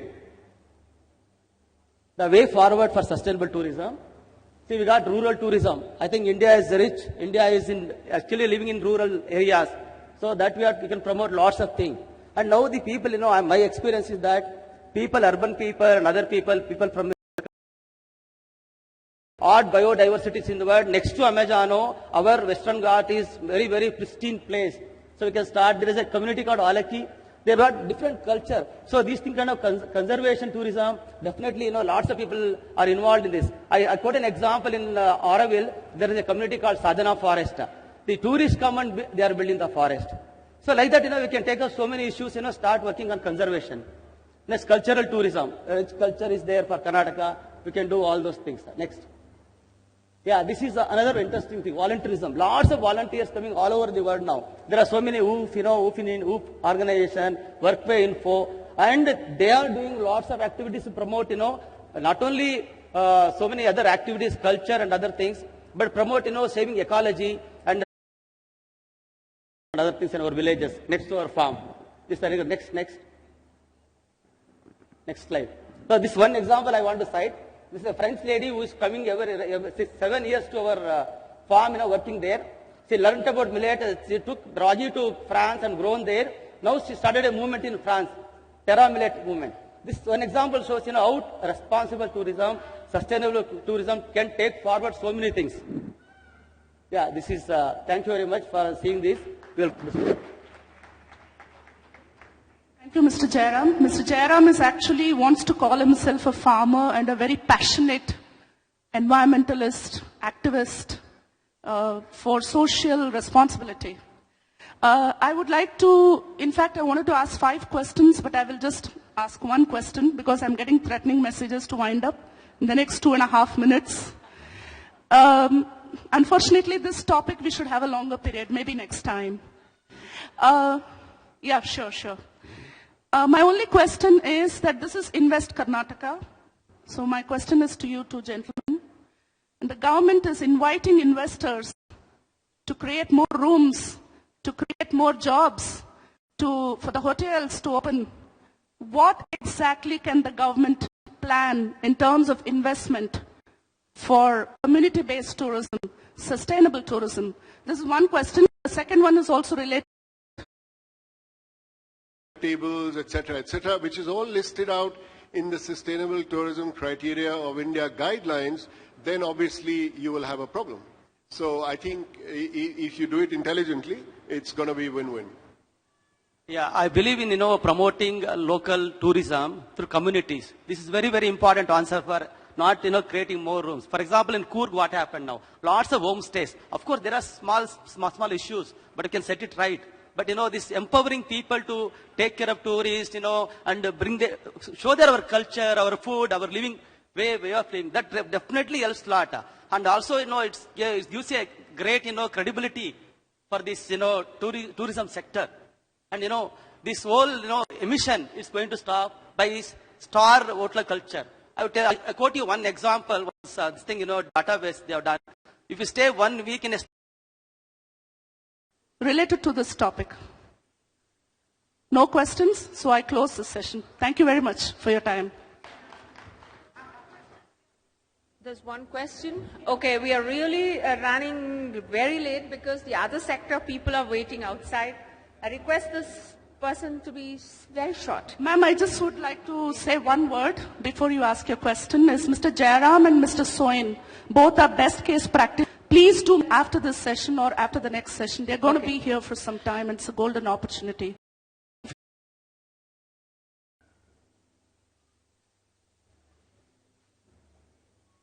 wish you all the best. I hope by next year we'll see the project.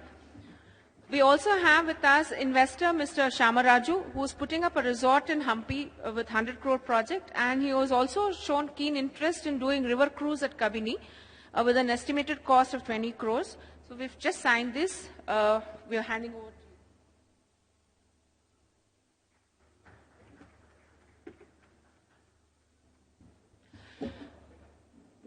you. Friends, I think it's an overwhelming response for this sector, and we are very thankful for all the tourism trade stakeholders, our distinguished and distinguished speakers here, and the media who have made this possible today.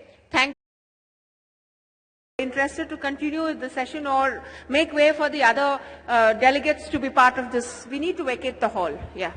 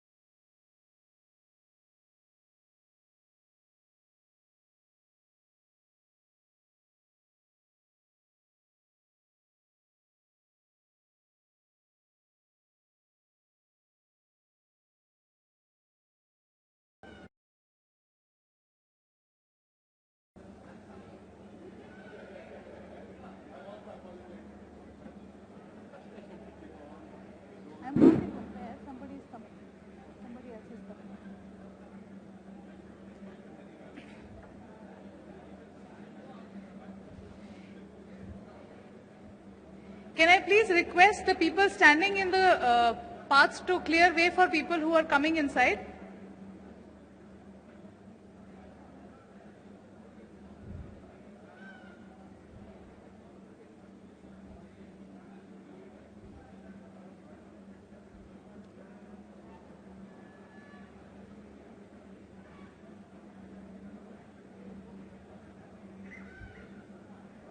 Can I please request you people to kindly take your discussion outside? We will start the next session.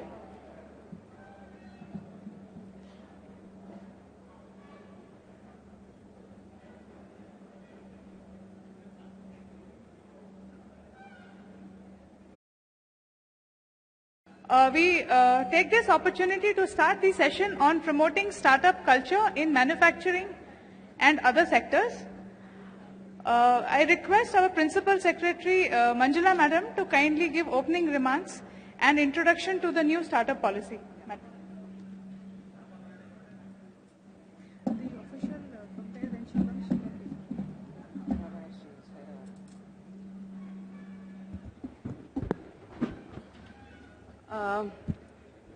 Good afternoon, everybody. I welcome you all to this session on promoting startup culture in manufacturing and other sectors. I'm Manjula. I'm the Principal Secretary, IT, BT, and Science and Technology Department. As we need to move ahead, I would like to start the presentation. And I need the pointer.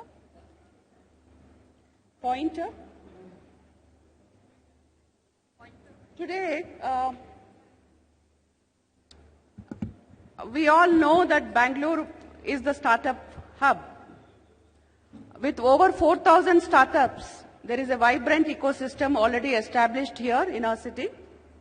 The average valuation is going up, and there is a lot of interest among venture funds to fund startups that are, coming out with new and exciting ideas.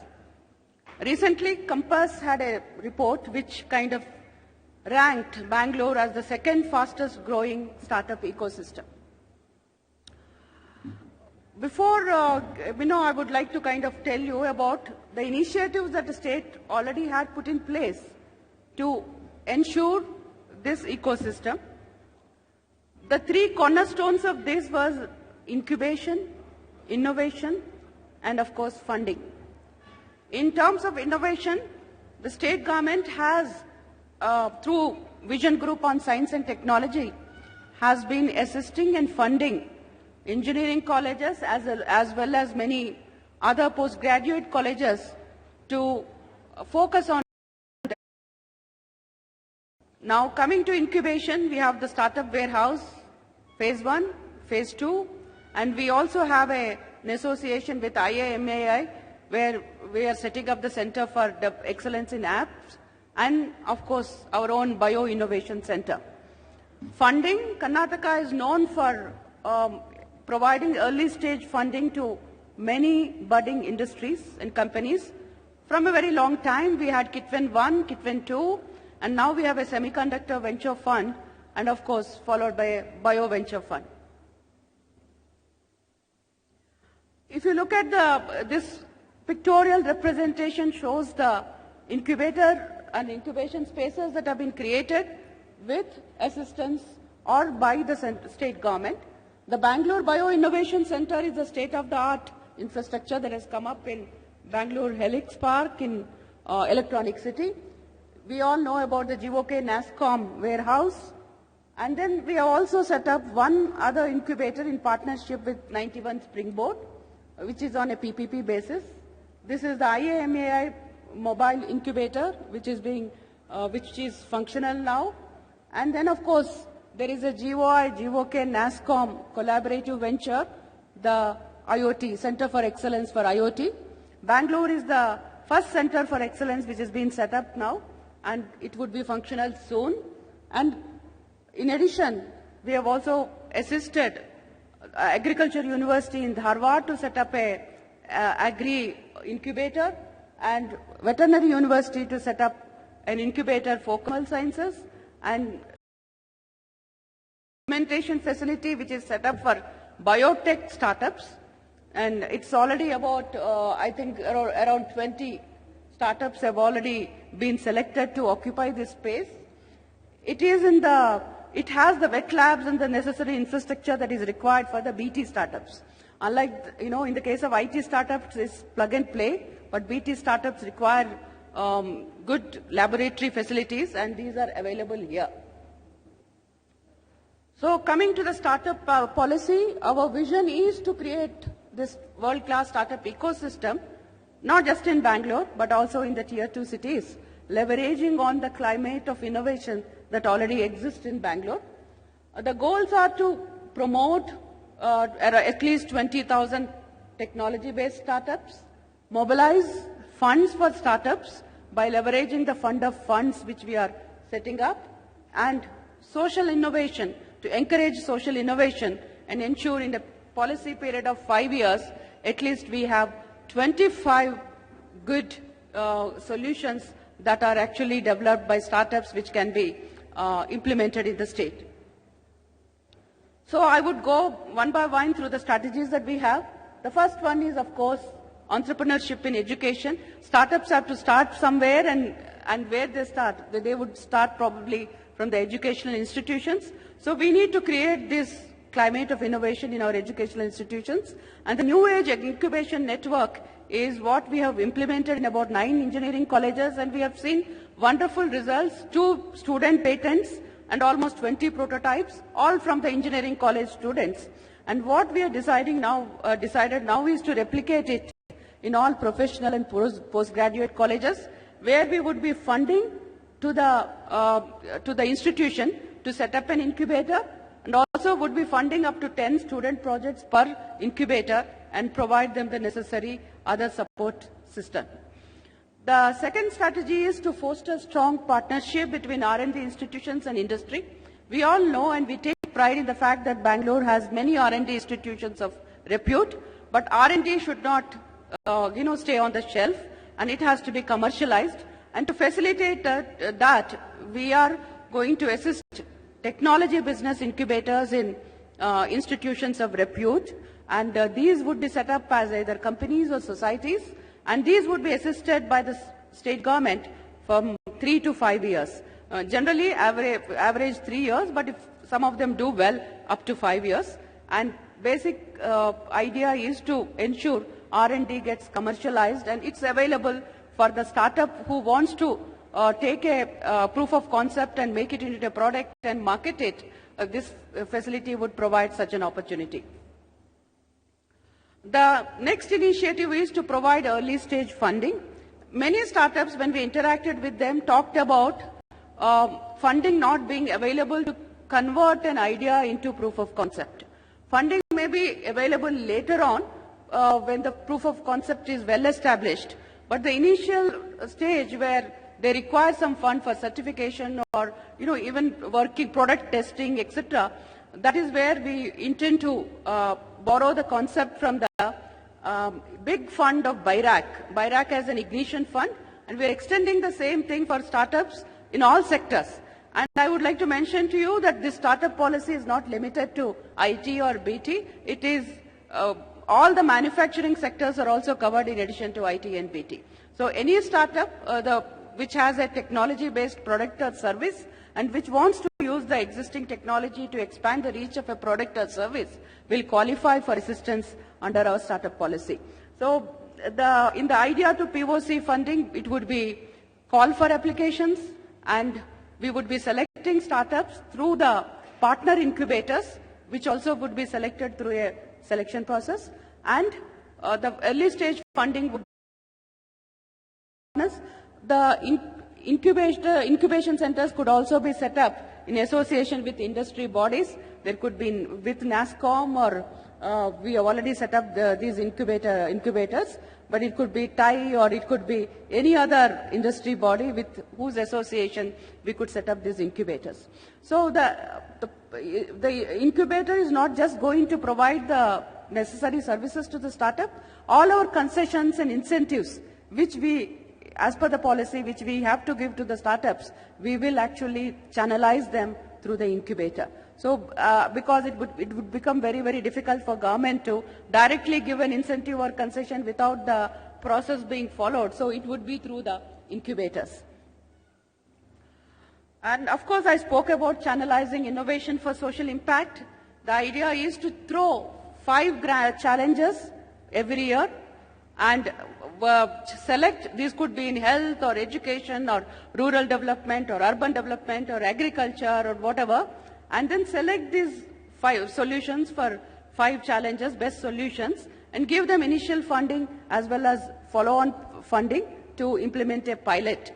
And this is the process through which we think government can, source innovation from the market. So that is the channelizing innovation for social impact. Startup funding through fund of funds. The fund of funds operational aspects are being worked out now. Basic idea is to select a fund manager, have an investment committee with experts with the necessary financial and other background, and this funding would be not directly to the startup, but it would be government through fund of funds would fund VCs, and these VCs which are aligned with our objectives would be basically funding in startups in various sectors. So it is not a direct state government funding to startup, but it is through it is funding to the venture funds which are aligned with our objectives. Enablement is through the startup cell. We have a startup cell which is already established in Kibitz. There is a startup hotline which is functional. A startup portal is being created in association with NASSCOM, and all information on incentives, concessions and other details would be available on the startup portal. We have established a startup council under the Honorable Chief Minister to review the implementation of the policy from time to time. There is also a startup policy monitoring and review committee which is under the Chief Secretary with again representation from government as well academia as well as industry to review this implementation and to suggest any mid-course corrections etc. which need to be done.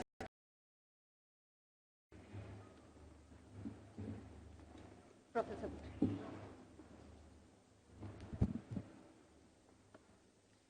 Hi, good morning, and I'd like to thank the organizers for inviting me to this very prestigious event. Foreign languages as well, because we have several hundreds or if not a few thousand expats who also make Bangalore their home. So this diversity of talent has really led to the entire ecosystem being much more vibrant. If you look at the growth of startups in Bangalore, at least the new generation or the kind of high-tech startups that we recognize today, the first wave of these really happened during the dot-com boom in 1999-2000. In fact, what I see today in terms of the into investing. What we also saw is that thanks to the success of the large companies and ESOPs and even the huge bonuses given by some companies, there are yet another group of successful managers who spent 20-25 years in the industry and decided they don't want to work in the industry anymore, but they want to start and help other companies start. So that's become the capital base today. And I was actually delighted this morning that I met about 10 or 15 people before I came into this session. 1/3 of them who were trying to get into the funding business. So that means that the base for capital in this city and this region is improved considerably, and that's going to be a major support for startups going forward. I would just like to add one more point before I close, and that is, I'm just hoping about one thing. And that is that we need to make sure that the startups in Bangalore take up problems to solve that really need solving. I think one of the big challenges for startups is that there is a lot of irrational excitement sometimes about certain domains and certain applications and so on. And just to give one example, and without any comment on any of the companies involved, if you look at the food delivery business, this was something which was very hot about 6 months or a year ago. It was attracting lots of investment. But there are only so many food delivery startups that you can have, and in any case, food delivery is never really going to be, such a huge business that it's going to support so many hundreds of thousands of startups. I think the key challenge we really need to look at now is how do we connect the startups, the people with all these great ideas, to the most important problems that need to be solved. In this connection, I would like to commend the Karnataka government, particularly for one of the schemes they talked about, which is that they will try to get at least 25 good ideas which solve important social problems. I think that's where the real value of the startup ecosystem is going to be displayed, when we actually have startups who take up challenging problems that can make a difference to the country and solve them. And as you all know, most of these problems are in education, they're in health, they're in nutrition, They are really in many of the areas where India as a country has big challenges. So we have really qualified technical people. We have, of course, a lot more capital today. We have a lot of mobility of talent in a city like Bangalore. But if we can only bring these people together with the problems that really need to be solved, I think the startup revolution that we are seeing today will be much more sustainable. Because for startups to be sustainable, they've really got to solve problems that need to be solved rather than solving problems which are very short term and might make the startups rich but won't. To this session. Thank you to Invest Karnataka and Mrs. Manjula for inviting me here today. I'd like to just introduce myself. I am the CEO and founder of across e-commerce, retail, IT, and mobile, and this was done across 1,100 deals. And from the years 2010 till 2015, 18 billion was invested. So just in the last year, 50% of that was invested. So you can imagine the amount of capital inflow that came into. So obviously the emergence of what we call the unicorns, the unicorn club. So these are the startups that are now valued at more than $1 billion plus. So we have Flipkart, Zomato, Snapdeal, Paytm, and just this year in January, even ShopClues joined that club. So just what did we see last year? I think what we saw last year will help us get learning for the year to come. So we obviously saw a lot of high valuations with all the unicorns coming in, obviously investors coming in saying, okay, please get high GMVs. But then we also saw a lot of negative unit economics. So these are companies that are actually not really making profit and they're not positive on the unit economics, but they have very high valuations. We saw obviously cash discounts, price wars among the biggest marketplaces in India. What we also saw something called what I call Me Too. So obviously there's an idea which works very well in the Western world and we kind of come to India and we replicate it and we customize it for the Indian economy. Like Mr. GK said, for example, the food tech. You know, someone got funded in food tech and then suddenly there were 15 companies that always got funded and were coming into the economy as well. We saw a lot of excessive funding going into these particular domains, particular sectors. We saw a lot of the food tech and delivery companies also doing layoffs. So I think there was very rapid growth without a clear vision. And obviously we saw, as I said, e-commerce, mobile, retail, digital payments getting funded. I think what we will see in 2016 is hopefully learnings from the last year. So I think we will see survival of the fittest. By what I mean is basically I think a lot of the companies will consolidate, there'll be acquisitions, and I think the best will win and they will take all. The ecosystem is becoming very mature, both on the startup side and on the investor side as well. So I think we will see some realistic valuations happening as well. We would like to see sustainable business plans, sustainable business models where they are positive unit economics, where the companies are cash positive, they are making profits. Really important, and I think this is a very important point, is the focus on customer service. Today in India, we're at a point where I think it is time to create brand loyalty and not just cash discounts. You should want to go to an Amazon or a Flipkart or a Snapdeal because you actually want to like something, it's actually curated for you and you want to buy something from that platform. Not because they're giving you 1,000 rupees off or 2,000 rupees off, right? So I think what's really important is for teams and startups that are coming in this year and have just started to have strong fundamentals, to have strong teams and really have long-term visions.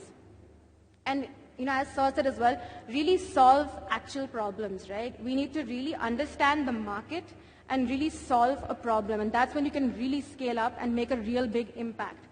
And obviously today we're here for Invest Karnataka and we want to promote, we've always seen IT industry grow really well. I think it's time to promote the other industries. There's manufacturing, there's biotech, there's healthcare, there's agriculture, food processing, and a few disruptive technologies as well. I think it's time to kind of bring focus to those industries.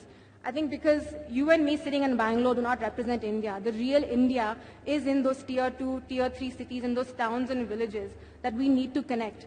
Today in India, we have around 350 million internet users, right? Almost everyone has a mobile phone in their hand. It is time to connect them with technology. So it's time to really promote these industries because manufacturing, agriculture, food processing will create employment and will create jobs for the masses. It will create jobs in the unorganized sector, in the blue-collar sector, and this will make a real impact to the entire India.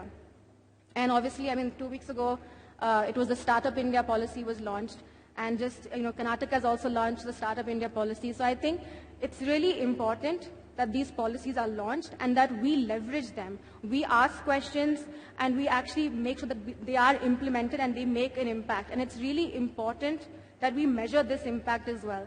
And I think Karnataka has done a great job of creating this event, having Invest Karnataka. So I think Karnataka is well equipped as a platform to become a center of excellence and really promote these industries. And I think it's our job to make sure that we leverage them and make use of them and basically make Karnataka a success in India as well. On this note, I'd like to end. And again, thank you to Mrs. Manjula for inviting me here. And I'm looking forward to the presentation by the startups and Mr. Naganand for the closing remarks. Thank you.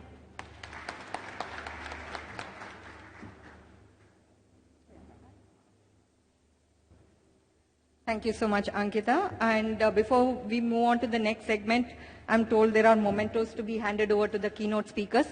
May I request the mementos to be given? Ms. Manjula. To Professor Hrishikesh Krishnan. To Ankita Vashist. Thank you so much. Thank you so much for joining us here.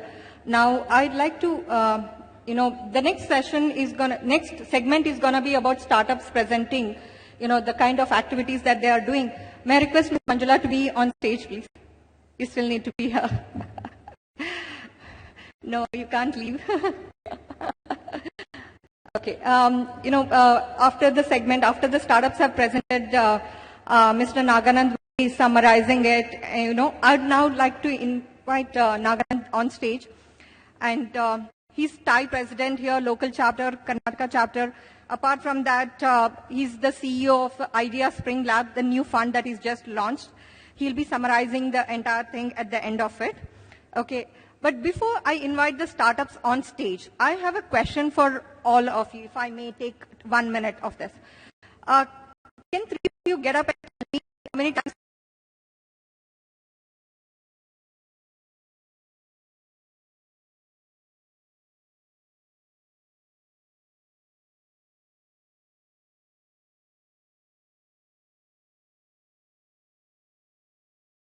a minute?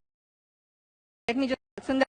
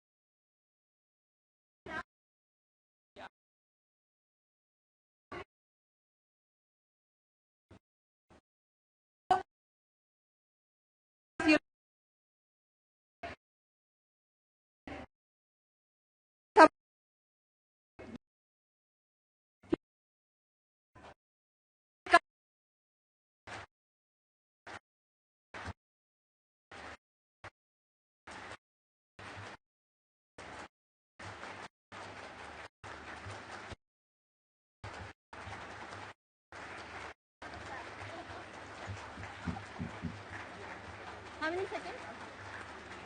50 seconds? 50 seconds.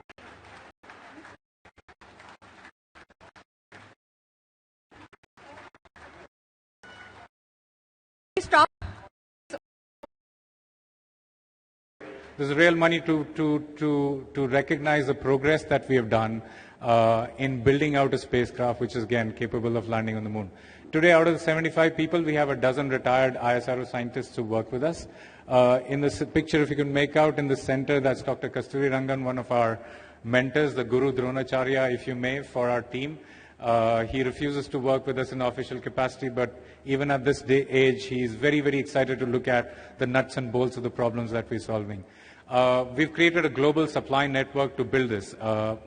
Unfortunately, about 70% of the content that will go into the spacecraft has to be imported.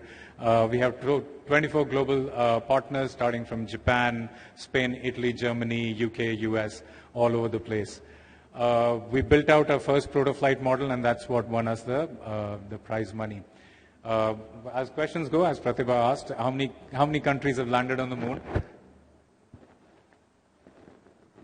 How many times has anything landed on the moon? Well, the answer is on the slide. Only 3 countries have landed on the moon till date. The Russians and Americans back in the 60s and 70s, the Chinese in December 2013, and hopefully if we manage to get things right, we will be able to land something on the moon sometime in 2017. At least that's what the plan is. So for the technology-minded, just some quick high-level numbers. When we start off, our spacecraft is about 600 kilograms, 2/3 of which is fuel. It's taken to a low Earth orbit by a PSLV rocket, which launches from Shar, very close from here. From there on, the spacecraft takes over, does multiple orbits around Earth, does a slingshot to the moon, does multiple orbits around moon, and then finally touches down on the surface of the moon. At that time, this is about 210 kgs, out of which 15 kgs is payload. So those are some of the level numbers there. So this is not a paper drawing, this is a real spacecraft that we built. So you can see a photograph of that right now. It's a 4-legged spacecraft. It's about 1.8 meters height, 6 feet high. It uses a bipropellant engine. It has nearly 200 health sensors on it, a dozen cameras on board, and solar panels. So you obviously can't carry all the energy, so you have to generate the energy as we go along. Exceptional support. As I said, no revenue for 5 years, and I'm still scratching my head. How did we survive this far? The only revenue that we got was the prize money that we won last year.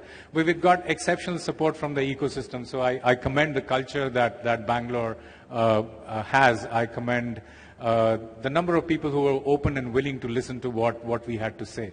Our first home in Bangalore was NAL. So NAL were amazing hosts for us to start off with. We worked with them, we worked with the labs, we worked with their scientists to figure out our landing technology. Some of our tests are still being carried out in NAL.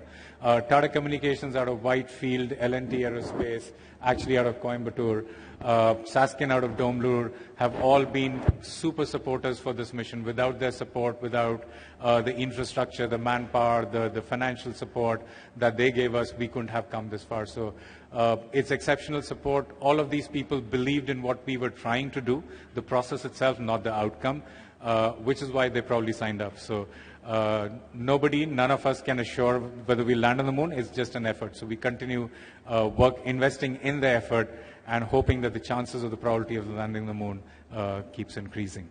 Some very high-level milestones of the journey. So 2012 was about trying to figure out the concept itself. 2013 was about figuring out what the hardware is going to be. 2014 was about the milestone prize. 2015 was enhanced prototyping. 2016 is when we're going to build the proto-flight model. If all of this goes to plan and some of the things that we're hoping would fall into place do fall into place, then 2017 hopefully will be on top of a PSLV rocket at Shar, ready for a launch. Irrespective of what happens at the competition, this would still be India's first private space mission. It's 100% indigenously designed right here out of Bangalore.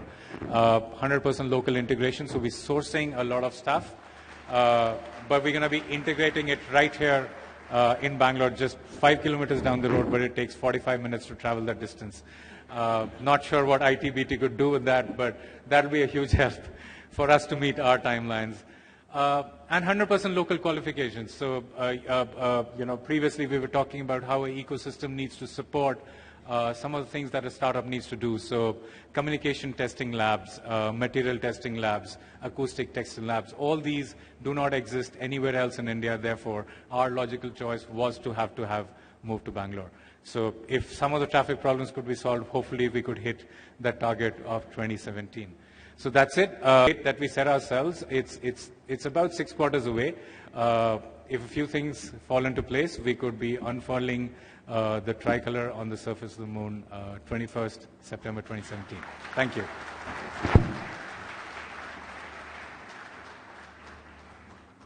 Thank you so much, Rahul. Can anybody sign up to go to the moon? No? Rahul?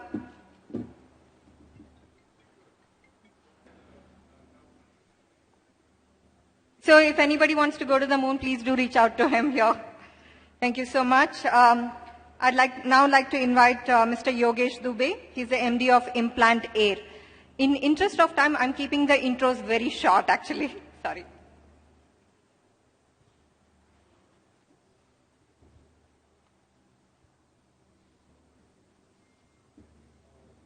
First of all, I would like to thank KBITS for extending the invitation to showcase ourselves. And just to start, I would like to emphasize that we are from Mysore and we are a product design company. This is a small presentation about our journey from a startup to we are maturing as a design company. We now call ourselves as a professionally managed company where we can any idea and we can make POC, and in fact we can do end-to-end solution like manufacturing and end-of-life management of the product. And we have just launched another industrial IoT platform last year that is basically catering to exclusively for the industry customer, and it is highly customizable.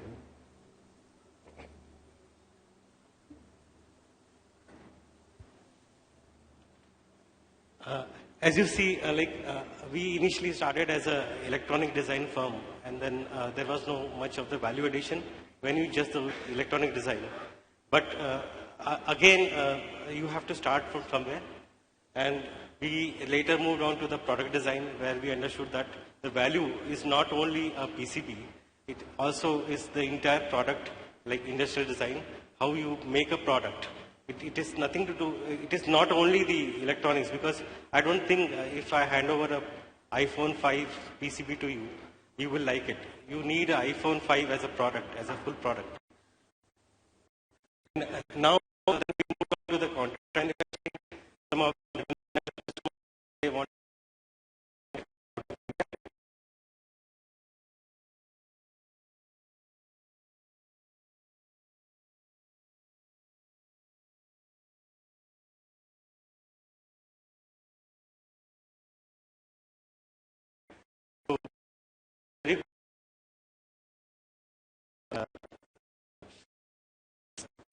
I'm not sure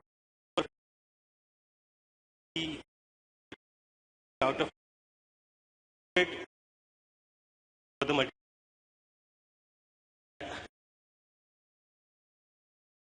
Customer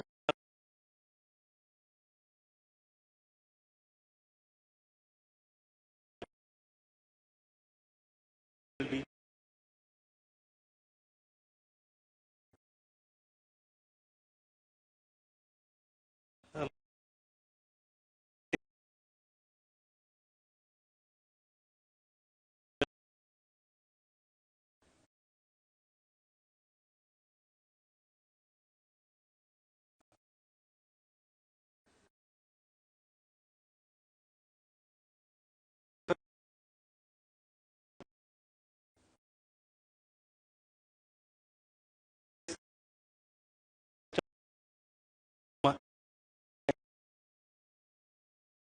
with the new patents for our customers, where we are as inventors and the products are used worldwide.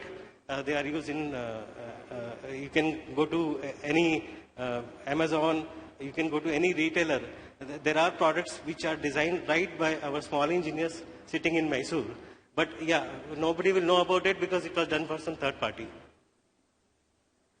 And now what has changed is there is a great ecosystem.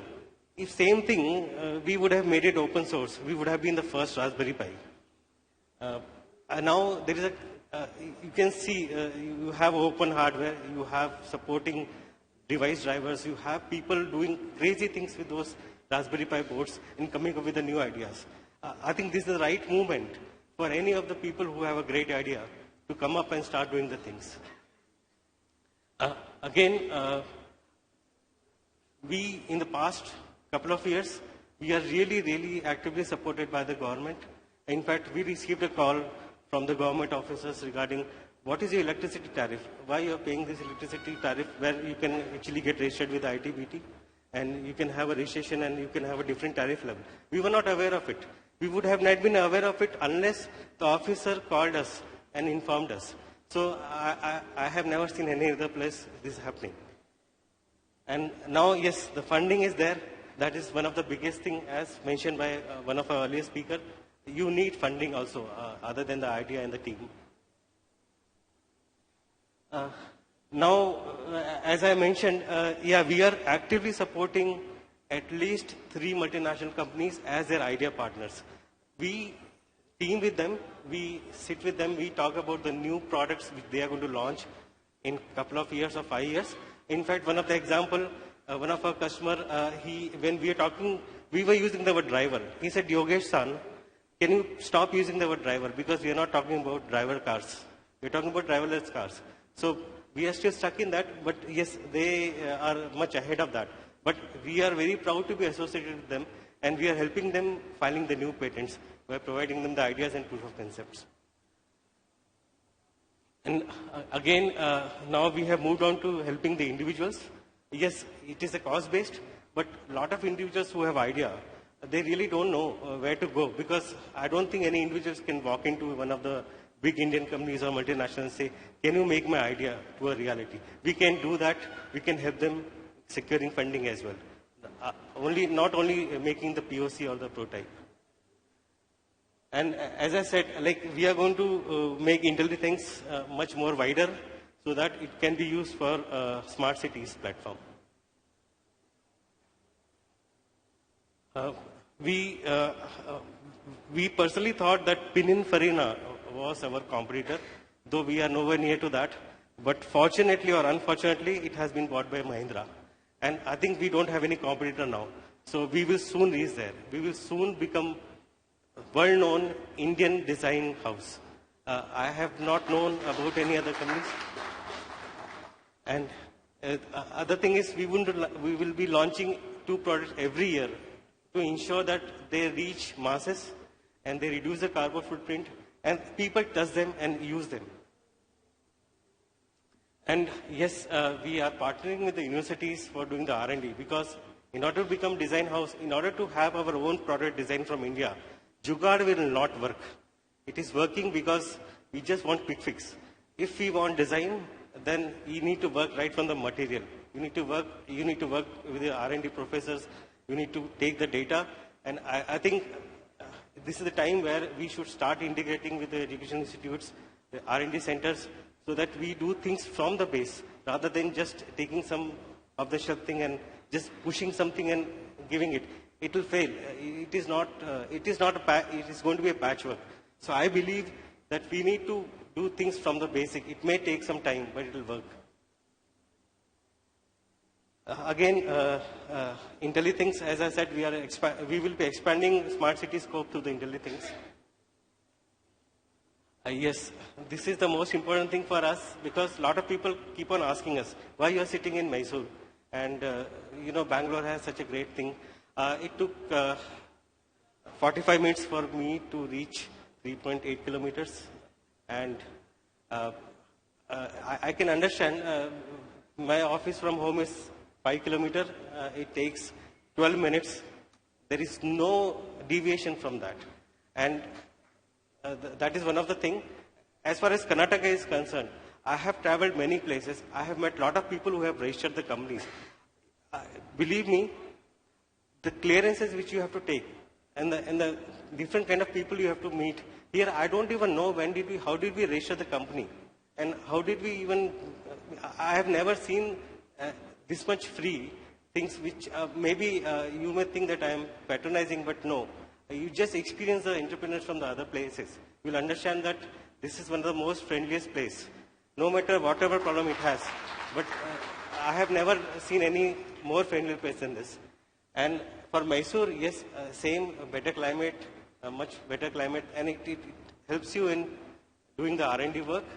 And yes, you go to any restaurant, the waiter will know what you want to eat. I don't know whether here is. So, yeah, again, thanks for inviting us and giving us a platform.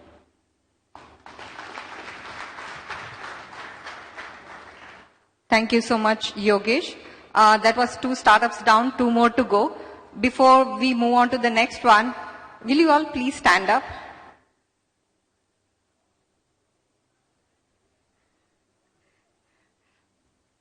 Do you know who's on your left and right? Just take a quick half a minute to say hello to them and get to know their names. To your left and right both. To your right. You know me. Yeah, that's true. Do you all know who I am? Nimge gottu, bereyorge gottilvalla. Nanna hesaru Pratibha Shastri. Okay, now you all know each other? Did you say hello? Can you just like jump once? Jump, yeah, come on, energy, wow. Okay, thank you, sit down. Now give a big round of clap for the next 2 startups. Abhishek Late, CEO of Biotech. Getting you all to lose.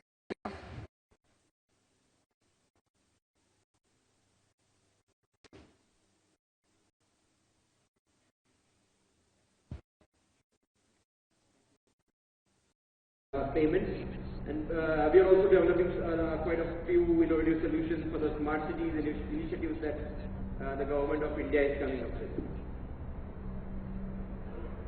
A brief idea about how we sell our existing products. So we sell direct to consumers worldwide through our own website as well, and we sell through a lot of retailers as well. For example, in the US, our products are available at Target, which is one of the largest retailers in the US, and so on. So we do the same for a lot of other countries globally as well.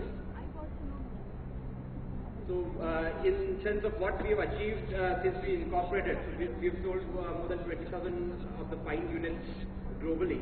We also did a crowdfunding campaign initially where we raised about $47,000, which helped us to kickstart our production and go to market. Apart from that, we also do a bit of technology licensing in terms of the existing technology that we have developed. We adapt it to the needs of other companies who either buy the solution from us or give us a royalty based on the sales that they achieve. Apart from that, we also do a brief idea about our team. So we are predominantly based in India, but we do have subsidiaries abroad. So we've got advisors and partners in multiple countries apart from our royalty based on the sales Belgium as well. And going forward, we want to grow a brief idea about our team. So we are predominantly based in India, but we do have subsidiaries abroad. So we've got advisors and partners being multiple service providers apart from our royalty based on the sales Belgium as well. And going forward, we want to grow a brief idea about our team. So we are predominantly based in India, but we do have subsidiaries abroad. So we've got advisors and partners being service providers apart from our royalty based on the sales Belgium as well. And going forward, we want to grow a brief idea about our team. So we are predominantly based in India, but we do have subsidiaries abroad. So we've got advisors and partners being service providers apart from our royalty based on the sales Belgium as well. And going forward, we want to grow a brief idea about our team. So we are predominantly based in India, but we do have subsidiaries abroad. So we've got advisors and partners being service providers apart from our royalty based on the sales Belgium as well. And going forward, we want to grow a brief idea about our team. We are predominantly based in India, but we do have subsidiaries abroad. So we've got advisors and partners being service providers. Of about 35 people today. We hope that our first product would be out there in the market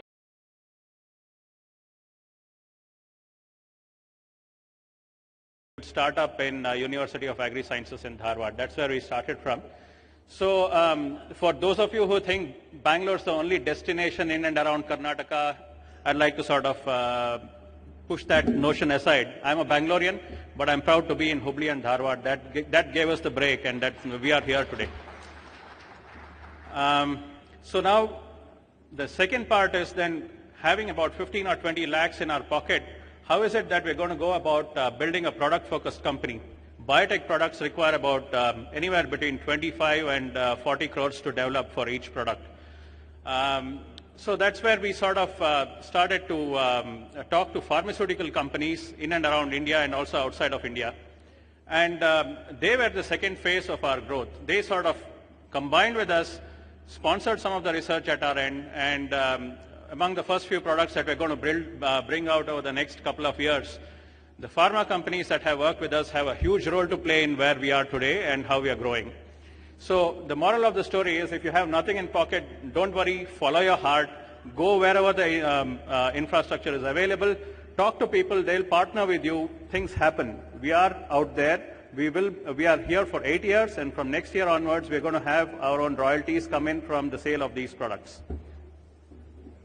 Now, having said that, along the way, we need to address what is the core competency of the company, and how is it that over a long term we are going to build value for the area in which we are working. So that's where we start with the actual presentation.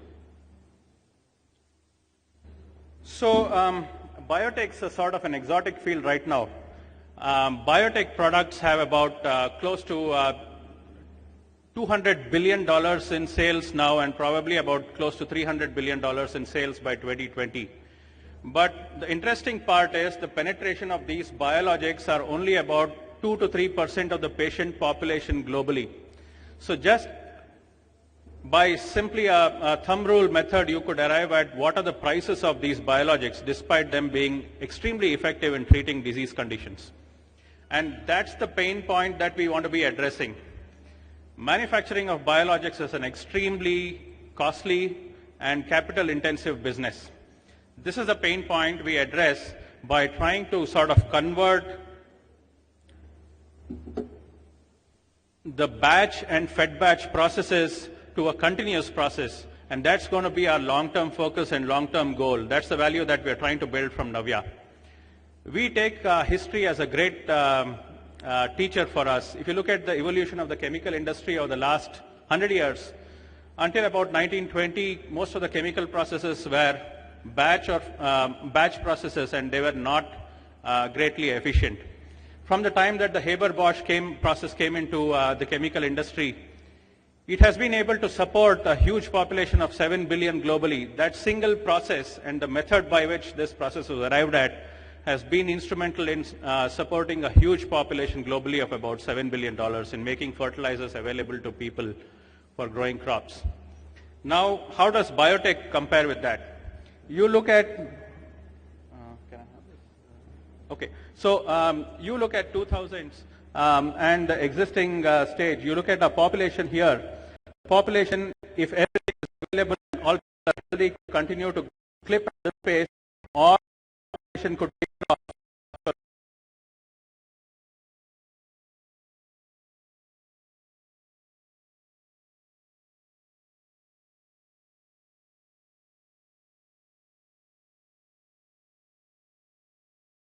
More like the problem. This the continuous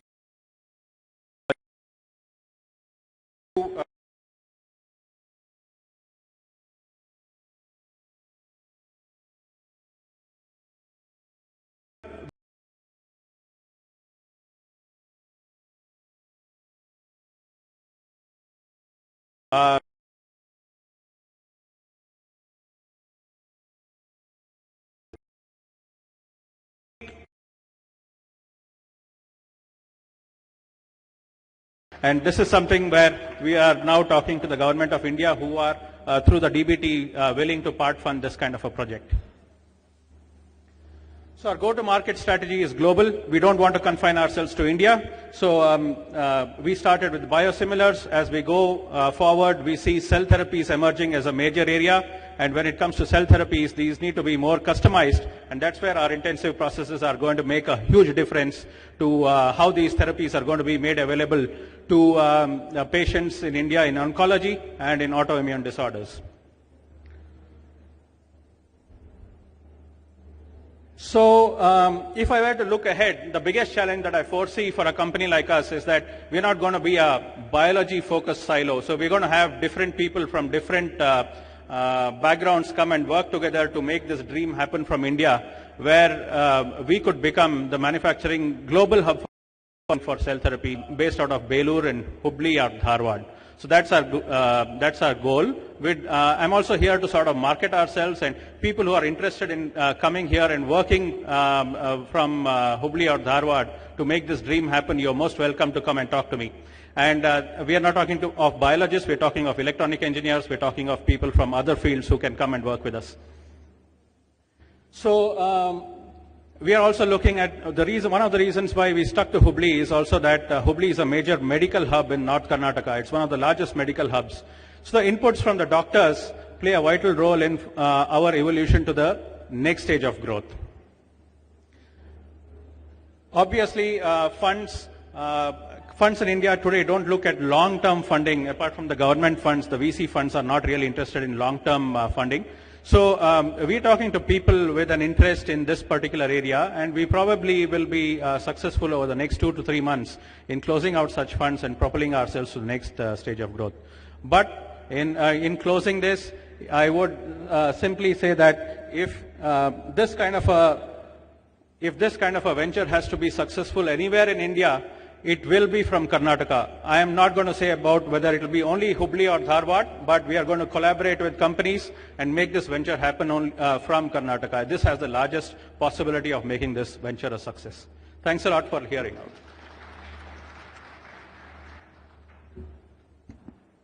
Thank you so much, Vinay. And now to conclude the session, I'd like to invite Naganand, who is the Thai President, Bangalore chapter, and the CEO of Idea Spring Lab Venture. Naganand, please. So I have been assigned the easy job of summarizing what happened so far, and I will try and do my best to give a summary. At the outset, I think if anybody is remotely connected with the startup ecosystem, I think we are living in kind of the best times. Because if you open any newspaper and do a word count, I'm sure the word that will pop up at the top of anything will be startup. And then it's quite exuberant and quite nice to be part of this ecosystem as of today.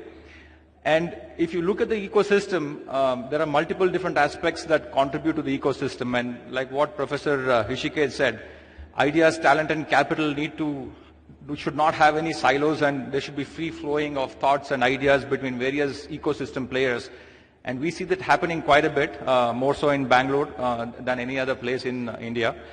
And the Principal Secretary, Ms. Manjula, talked about the various initiatives the government is taking to encourage entrepreneurship in various sectors, and that's really awesome. Actually, I was part of the skeptic about how government would